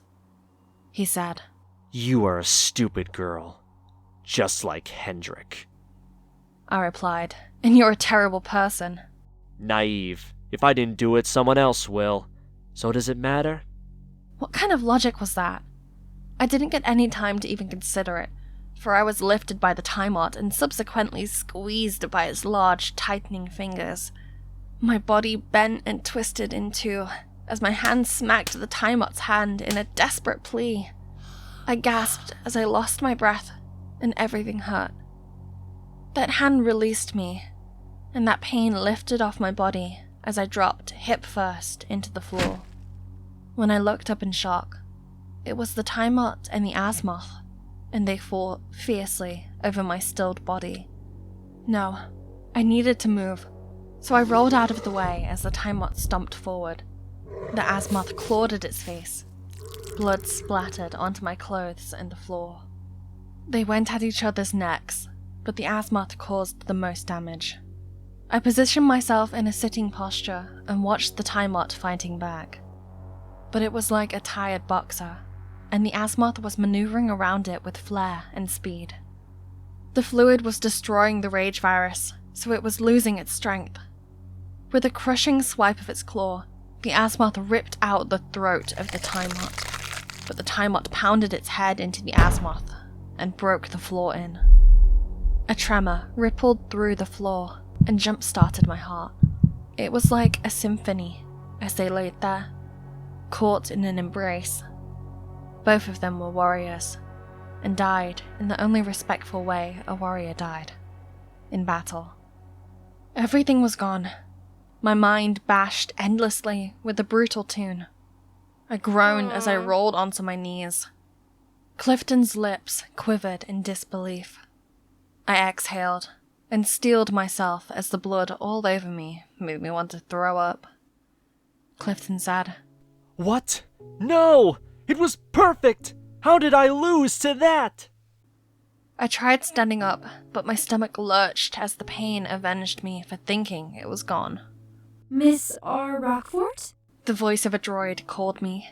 I turned around just as the coalition of droids lifted their guns over my head. Freeze, Dr. Seebeck. You are under arrest. Clifton shivered and said nothing as his mouth twisted in scorn. I inhaled and swallowed my disgust for him, because as far as I was concerned, if they shot him dead right there, I wouldn't have even shed a tear. Everything moved fast after that. I was taken into the hangar, where a lot of the ships were destroyed. There were dead bodies everywhere. It was clear, and not one soul was able to evacuate the place. This hangar was nothing more than a death trap, with a dead Errorbound laying in the center of a crowd of mangled metal pieces. An elite force of Space Marines loitered around it, as if it made them look braver. I was wondering where they were when we needed help. Those Marines took over our escort. Clifton and I were separated, where Clifton got carted off onto a ship, and I was taken to a side room within the hangar. That should have been a hint to me about how they were trying to contain the situation rather than helping us get off this damaged space station. Smith called. Rockford! I spun around to see Smith walking briskly over to me as he entered the room. He hugged me, much to my shock. You're alive! Smith said. Who knew he would be so happy to see me? I said, yes, sir. Thankfully. He asked for clarity, and I told him what happened with me. Well, all of us, really. as he would tell me he couldn't save any of the other people when the garnets and airbounds spread through the station. What could he have done, even if I couldn't do anything myself? Smith rubbed his forehead in distress. I never should have trusted that bastard, he said. That was the least of our worries. Because the Marines treated us like they couldn't trust us, we would ask them when we were going home, but they never answered any questions. They just stood there and told us to wait. Why weren't we leaving this place already? An hour later, what looked like the leader of the Marine squad came to us with a man in a nice suit next to him. The man in a suit gave us an offer, and it was a slap in the face in my opinion. They wanted us to sign an NDA. I don't get angry often, but this was one of those moments where every part of my body shouted with unbridled rage. They came in here, and the first thing they said to us was to sign an NDA. He didn't ask about any of the victims or what was going on. Hell, they probably already knew. They have all these expensive cameras, and it was obvious they were watching. They must have enjoyed it, because it didn't seem like they were horrified by it, while Smith and I stood there, befuddled. I glanced at Smith, and he was staring wide-eyed at these people. Maybe it was because he couldn't believe it, or he was still reeling from the shock of the disturbing event that occurred on this cursed space station. So, after I almost died, all I get is a small severance package, and I have to sign an NDA? Hundreds of people just died! Are you crazy? I asked in distress. Either you sign it, or you're staying here, so you can pick the poison that you would prefer. These people must have lost their goddamn minds. But as much as I wanted to make them pay for this, I wanted to get off this chunk of metal as much as anybody else. I didn't trust my chances of doing it on my own. Fine, whatever, just give it to me, I said. I'll sign as well, Smith said. The man in the suit came over and placed the paper into my palm. I rolled it out and looked at the document. A pen was given to Smith and I. Then we begrudgingly signed it.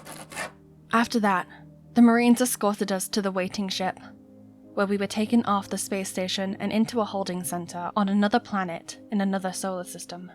I was surprised they didn't bring us home, but Smith said they weren't likely to do that for a situation like this. They probably want to run us through their stringent evaluation protocols. Once we landed, we met Biohazard and armed units that screened us for any contrabands or possible biological threat that we might inadvertently bring back to civilization.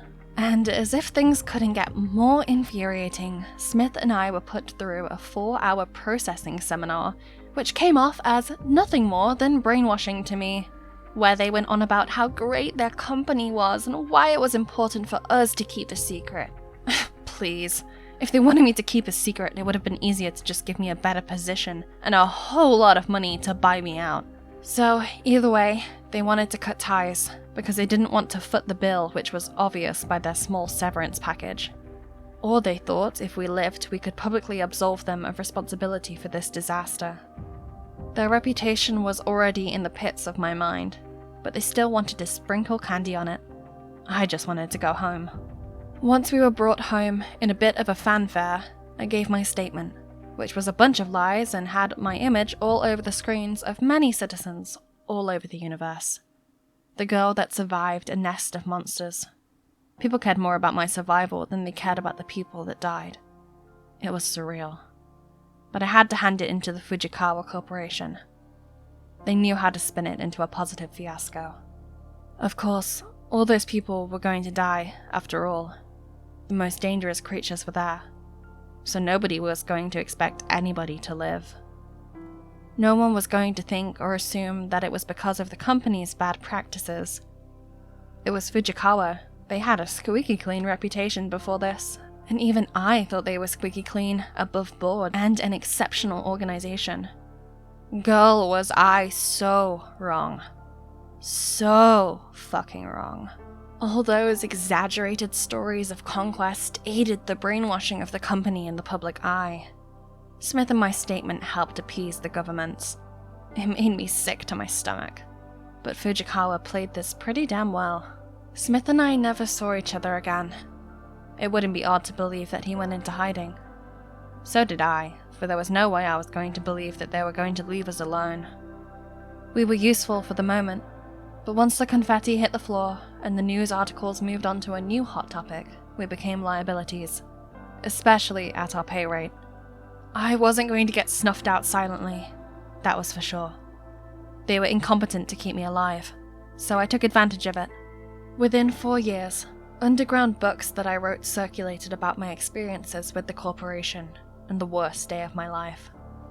I hoped that I could prevent people from having a similar experience, to limit their risk, and to understand that Fujikawa didn't have their best interest at heart. The corporation needed to take some responsibility for what happened.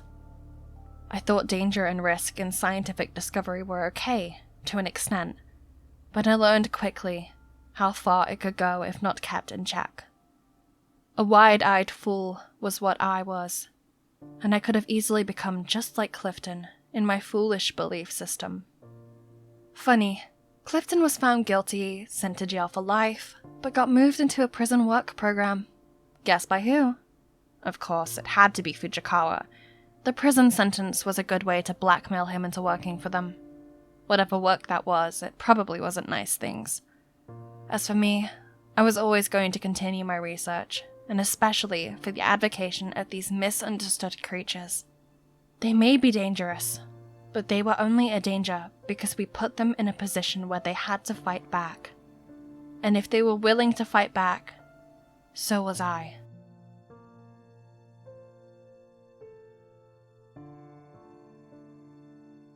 Hi sci-fi horror fans, it's Kira Rhodes. Thanks for listening. If you enjoyed the story, make sure to give it a thumbs up and leave a comment. And remember, stay cosmic.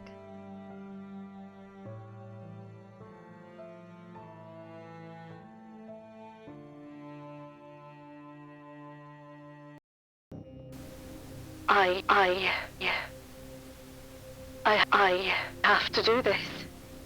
No matter how painful it is to me.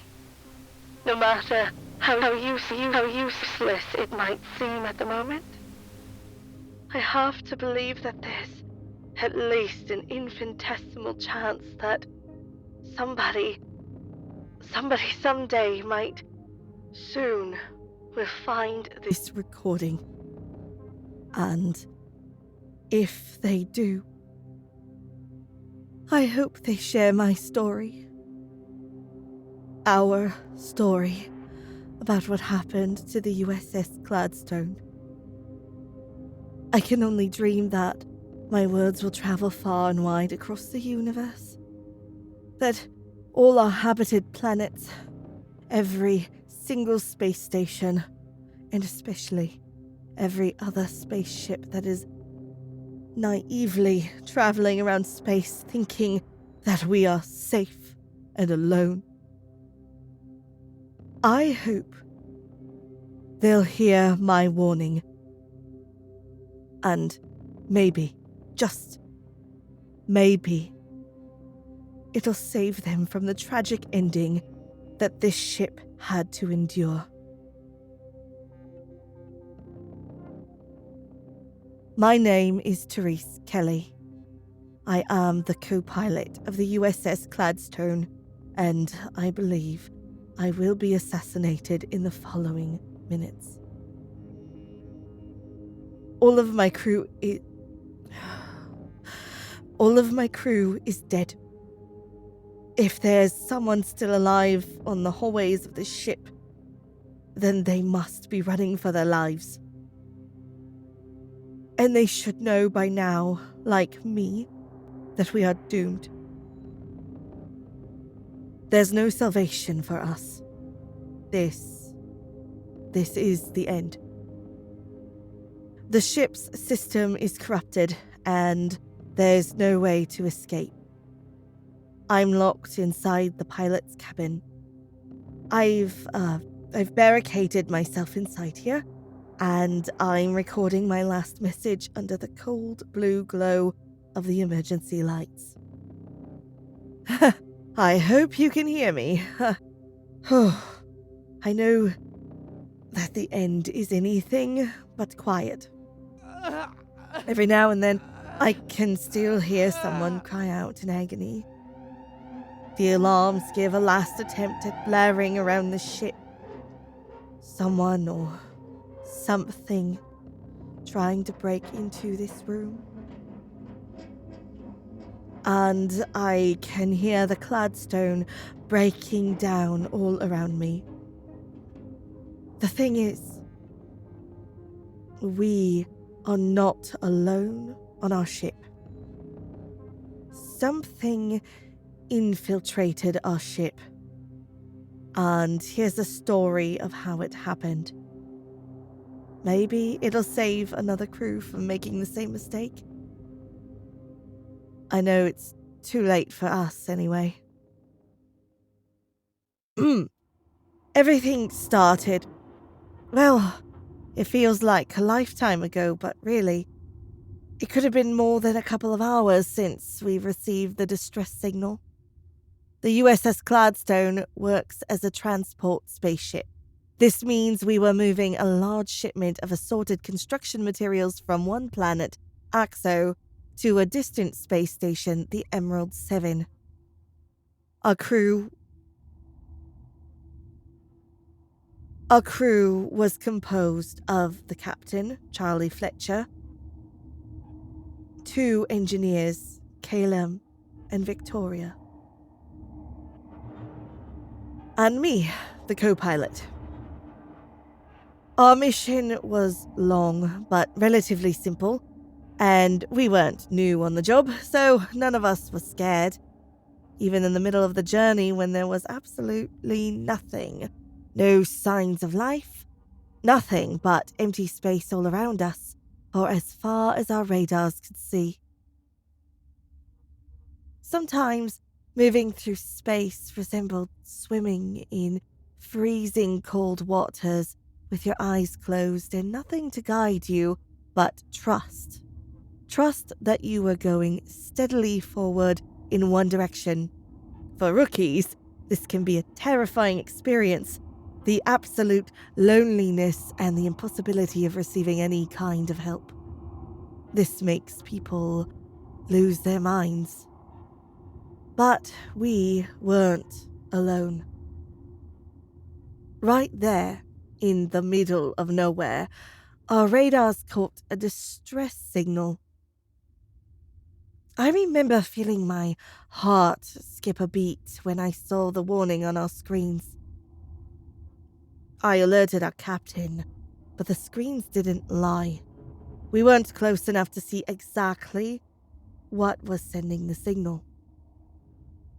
I didn't feel great about having to shift our course just to check, but this wasn't completely an unusual circumstance. Traveling through space was common enough to run into company and even sometimes offer a hand to a smaller ship in need. Everyone ran out of fuel now and then. But as soon as we were close enough to contact the ship that sent the signal, we were soon forced to realize that this was so much more than a small mishap. There was something terribly wrong with that ship. I remember the captain saying, "It's an older model, compact and fast, a true classic.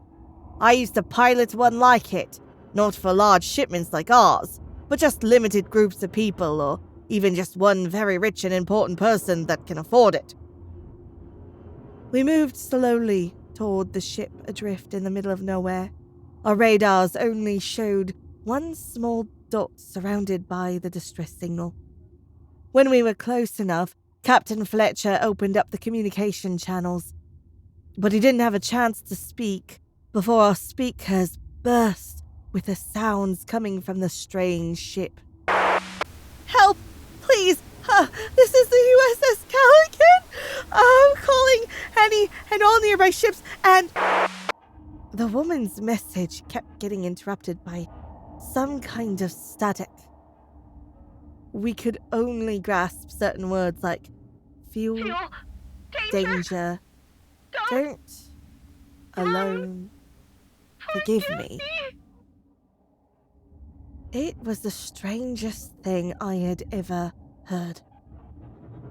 The captain and I were frozen for a few seconds. I can't say with certainty what passed through his mind, but personally I was wondering what event could cause that strange static. And why would a person sending a distress signal, why would they ask for forgiveness at the end of the message?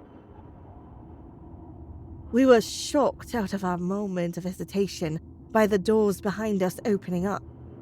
Our engineers on board were standing there with confused frowns on their faces. Victoria asked us, "Did we change course? What's going on?" I can't be sure, but I have a feeling that one look at our crew and imagining that other people just like us could be trapped in that ship adrift in the middle of space. That's what made our captain make up his mind. "We received a distress signal from a spaceship nearby," he informed the two newcomers. "Their communication system is failing, so we must investigate closer. I'll establish a connection between both ships and we'll take a look. Make sure everyone is safe and provide them with fuel, repair pieces, or transport if necessary. Sound good?"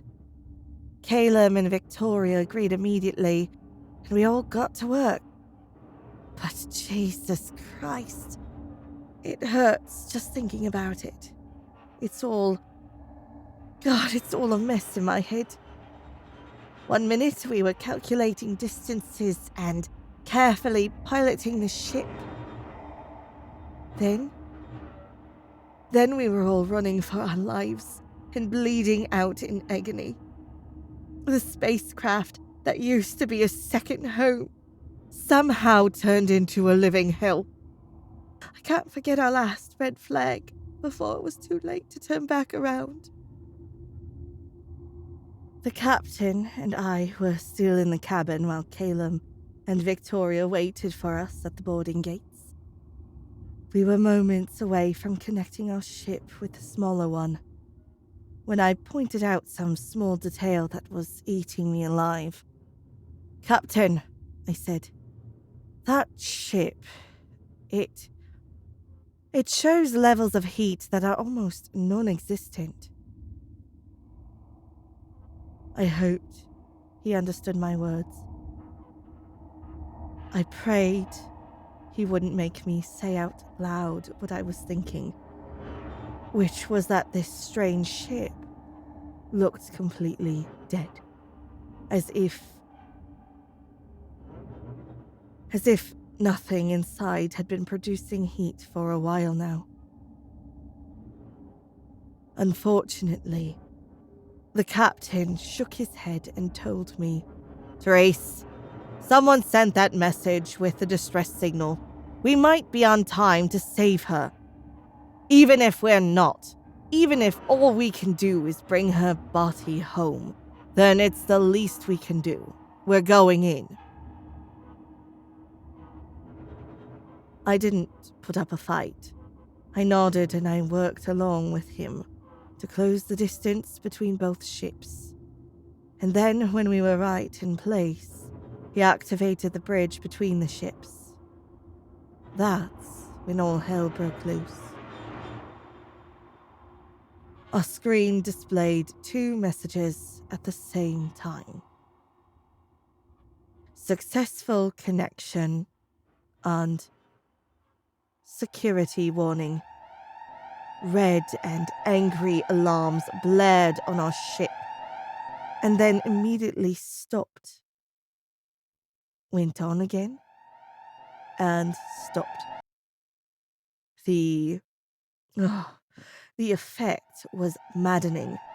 The lights weren't too far behind. All the lights of the ship started flickering, and this onslaught of energy was damaging the infrastructure, with lights overheating, hissing, and starting to explode in several places. But I couldn't even find out more information, because the screens in front of us were going crazy too. The radars stopped working, the screens turned on and off again, and all the signals were wrong. It said we didn't have fuel, we didn't have oxygen. And then we were all good again. The gates were open, we were on fire, and everything was perfectly fine again. The captain and I rushed to perform every emergency strategy in the book. We entered every code and pushed every red button that could get our ship stable again. We were on the edge of our seats expecting something worse to happen, knowing that an overworked system could be fatal. But then, after the most stressful minutes of my life, we managed to regain some semblance of control. Or so we thought. I couldn't trust any message displayed on our screen anymore. Did we really have that much fuel before? How could I be sure the oxygen wasn't running out? My sense of safety was thrown out the window. Have you ever had your own home betray your trust? In a place where there's no one to offer help, no neighbors, not even a sidewalk to run through to escape your nightmare. I had to think quickly. Captain, we have to break the connection with that ship. We have to take back the bridge, I said, already starting to work on it. But the crew of that ship, the captain sighed gravely, and I have to highlight this. I have to say that he tried his hardest to do what he believed was right and help as many people as he could. But this was out of our hands. Charlie. I called him by his name, as a friend, desperate to get him to listen to me, and it worked. Charlie focused back on the controllers and started working with me, except that a second later he blurted out, I can't. I was about to launch a speech about protecting ourselves to be able to help anybody else, but he interrupted me and said, No, Therese, I can't close the bridge. The system won't let me. I gasped a little and scrambled for the controls ahead of me just to confirm my fears. We can't. The gates are already open, I said. Without needing to say another word, we leapt from our seats and started running toward the boarding station where our crew would be waiting for us. I was starting to sweat, and I had chills. But I remember thinking maybe this was a good thing. If we didn't order to open up the gates, then someone must have done it from the other ship. So someone must be alive, and we would be able to rescue someone in need. But as soon as we reached the gates, all my optimism was snuffed out like a candle. Caleb and Victoria were standing there frozen, staring at the open gates between our ship and the other. The bridge between the ships was barely illuminated by our lights, but beyond that, the other ship was pitch black, with not a single light coming from its depths. It looked worse than dead. It looked like a black hole waiting to swallow each one of us. Nobody said anything. We didn't know how to react in front of that completely strange sight. In that moment of silence, we heard it.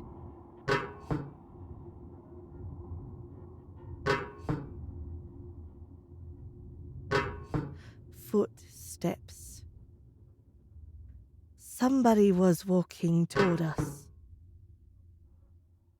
slowly dragging their feet, limping out of their ship and onto the bridge. A few seconds later, we finally saw them. At first, they were just a vague silhouette. It was a haunting image, like seeing yourself in a cracked and smoky mirror. This stranger wore a uniform just like ours, which made me relax momentarily. We really made it. We managed to rescue a colleague in need. Hello, my name is Charlie Fletcher, captain of the USS Cladstone. Charlie introduced himself with a loud but polite tone. He was authoritative, but kind. He was trying to earn the person's trust without scaring them at the first sight of a group of strangers. We had no idea what this poor individual had gone through until we found them. We heard your distress signal and have come to help. Can you tell us if there's anyone else still on your ship? What's your emergency and how can we help you? I guarantee... Oh God. We never even got to hear Charlie's stupid promise. He was interrupted. It was the same voice from the distress signal. But, I mean, the exact same voice. Word by word. Even the static that blocked some of the message. Like an identical recording. Help! Please! This is the USS Calican! I'm calling any and all nearby ships and... Fuel! Danger! Don't! Alone! Forgive me! And this was followed by the worst sound I had ever heard. The stranger limped forward and reached the spot on the bridge where our lights illuminated their spacesuit. That's when we finally noticed the blood staining most of it. Jesus Christ, the sight of it was like a punch to the throat. We gasped and flinched away, our eyes locked onto the deep crimson coating the neck of the suit, trailing down and spreading around the stomach. The whole thing looked ragged and torn. The arms hung limp to the sides, and one leg was twisted in a completely impossible direction. The foot turned all the way around. But fuck those details. In a second, nothing mattered but that horrifying sound. It was a guttural, loud, and terrifying roar from a great beast breaking out of a cave, creaking stones and bones and soil to take over the world. And it was coming directly from that stranger standing up a few feet away from us. We were temporarily frozen, unable to do much but take careful steps backward. Only Victoria misstepped and she fell down to the floor, where she remained shocked and staring with parted lips at the scene in front of us. When the roar ceased, we were forced to observe the real source of it. The stranger took another step forward. We took 2 steps backward. The helmet trembled. It wasn't transparent like it should have been. It was impossible to see through. And I almost threw up at the realization that it must have been covered entirely with blood. But not the outside. the blood came from inside the suit. That's when all hell broke loose. The helmet cracked and exploded into pieces. All of us screamed, and the head of the monster raised from the depths of that suit. There wasn't a human there at all.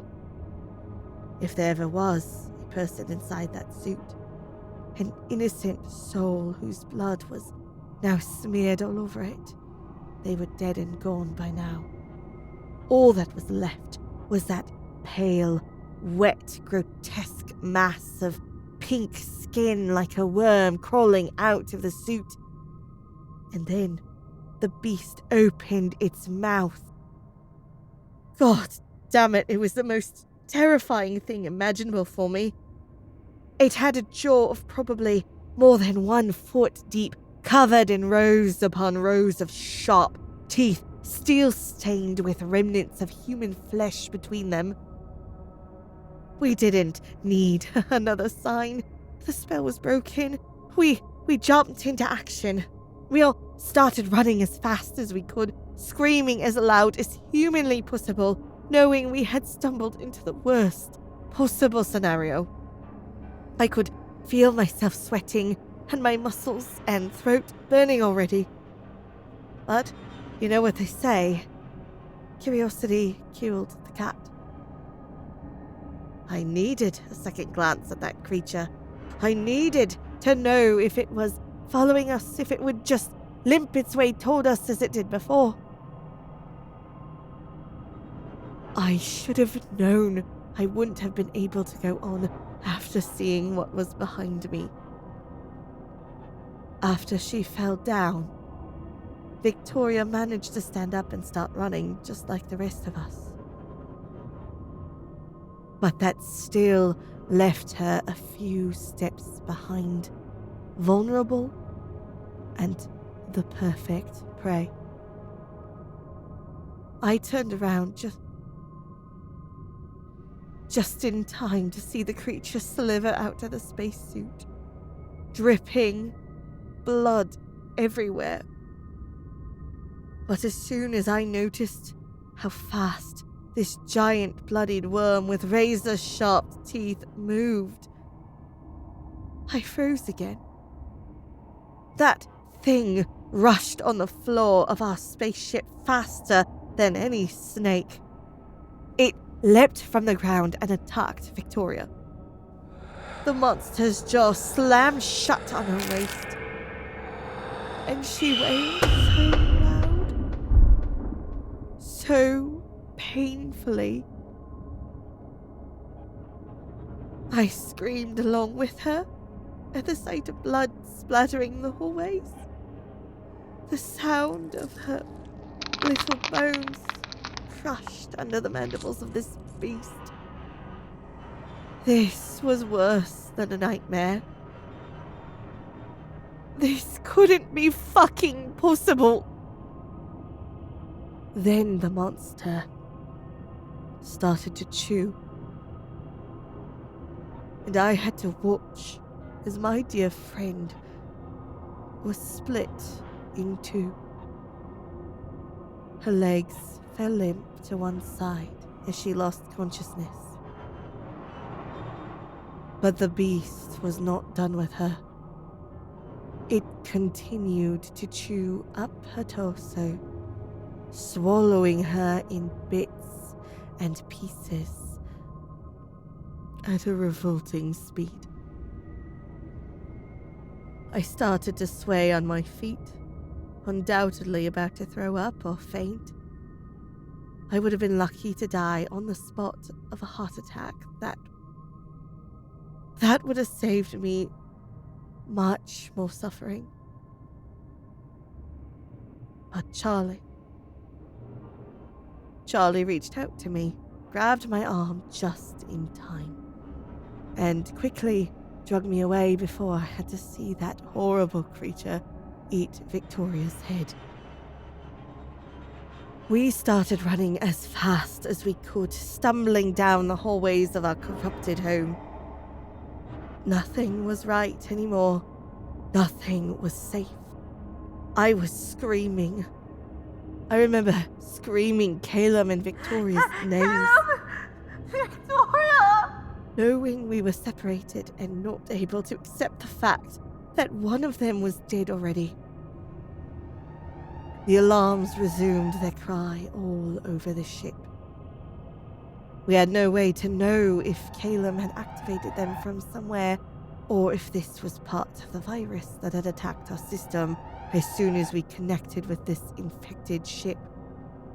All we knew were red lights, loud sounds, the sprinklers on the ceiling coming to life without warning or reason, and finally the worst news imaginable.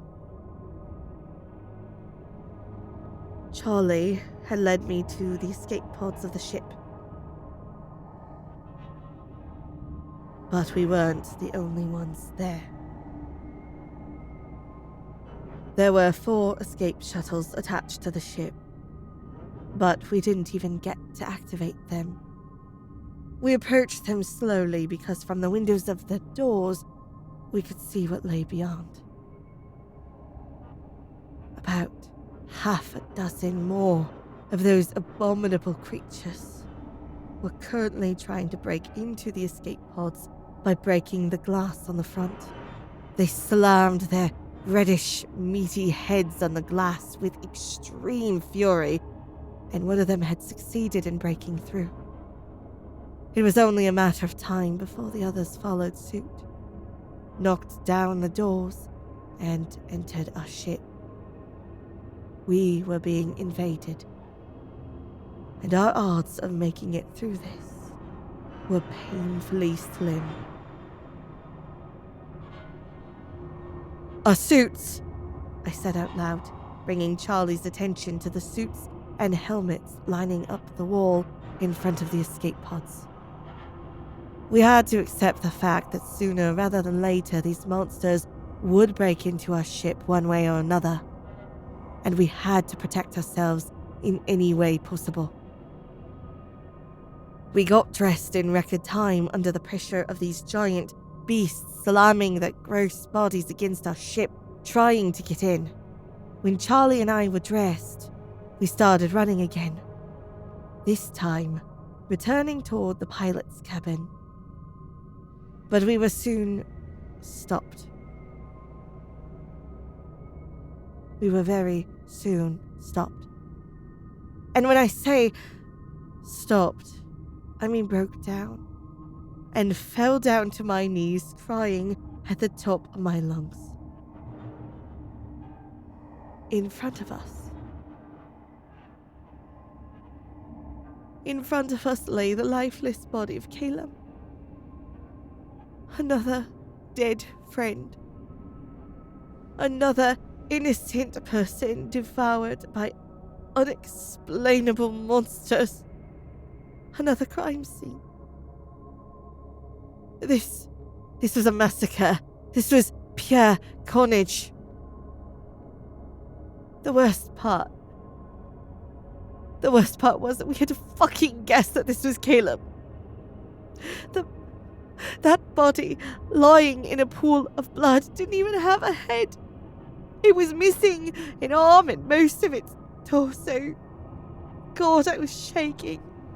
I was losing my mind. And my last living friend, the captain of the USS Cladstone, the man that lost everything trying to save a stranger. He was puking his guts out in a corner.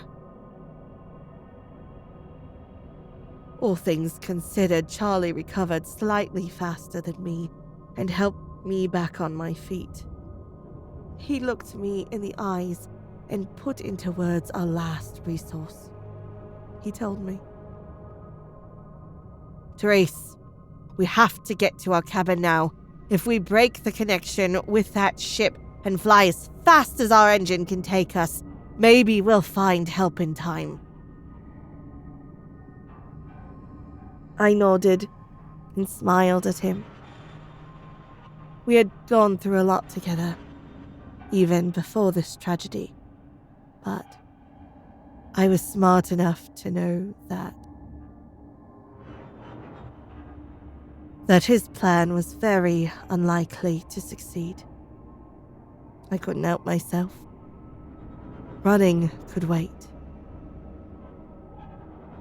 I had to share one last hug with him before we ended up just like our friends did. We wrapped our arms around each other and allowed ourselves to hold on tightly for 1 minute while our ship collapsed around us under the weight of an invasive species of monsters. We didn't know what they were or how they took over that poor ship adrift in space, but we could afford to say goodbye to one last person. With tears streaming down my face and Charlie's hand in mine, we started running once more. We were almost there. I could almost feel my hands grasping the controls of our last chance. But when we got there, when we reached the hallway that led toward the pilot's cabin, we weren't the only ones there. One of the monsters, probably the first one, even bigger now and still covered in the blood of my friends, was standing there in its gruesome form of massive human-eater worm. It was sniffing the air blindly and apparently caught the scent of our desperate fear.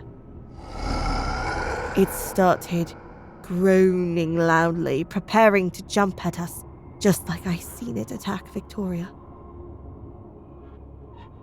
Charlie squeezed my hand and told me, "You have to send a distress signal."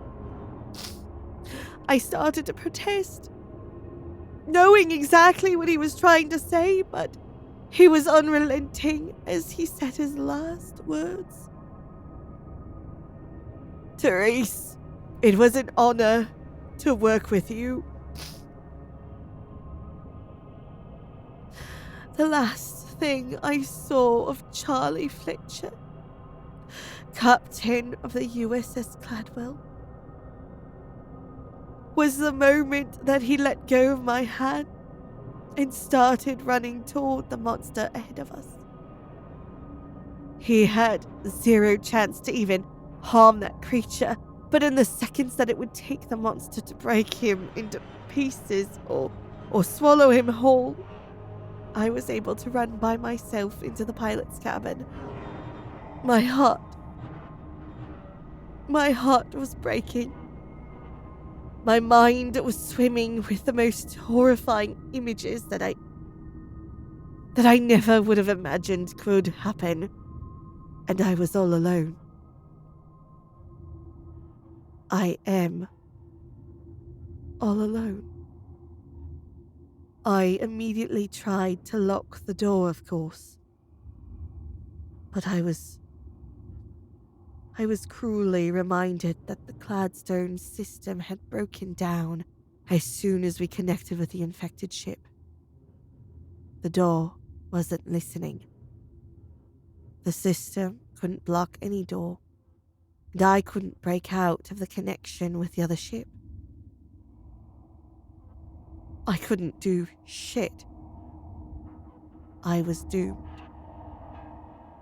All this running, and all the sacrifice were for nothing. I completely lost my mind then.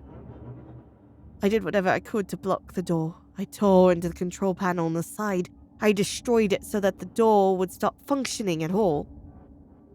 There was no way in and no way out. But still, the sounds, the alarms, the roaring, the echo of Charlie's last scream. And when I turned around, I was barely surprised that the sounds of heavy knocking trying to break into the cabin didn't come exclusively from the door. 3 of the monsters were currently slithering on the surface of our glass panel, with a view of the endless and unforgiving universe ahead of me.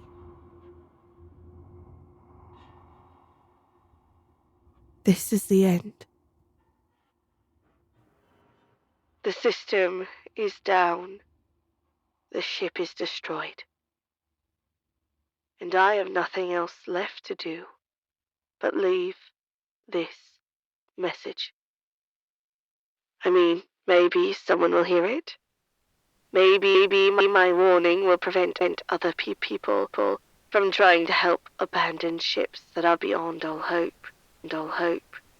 At the very least, I hope I'll convince you that instead of trying to save me, you'll set this whole thing on fire and end this tragedy once and for all.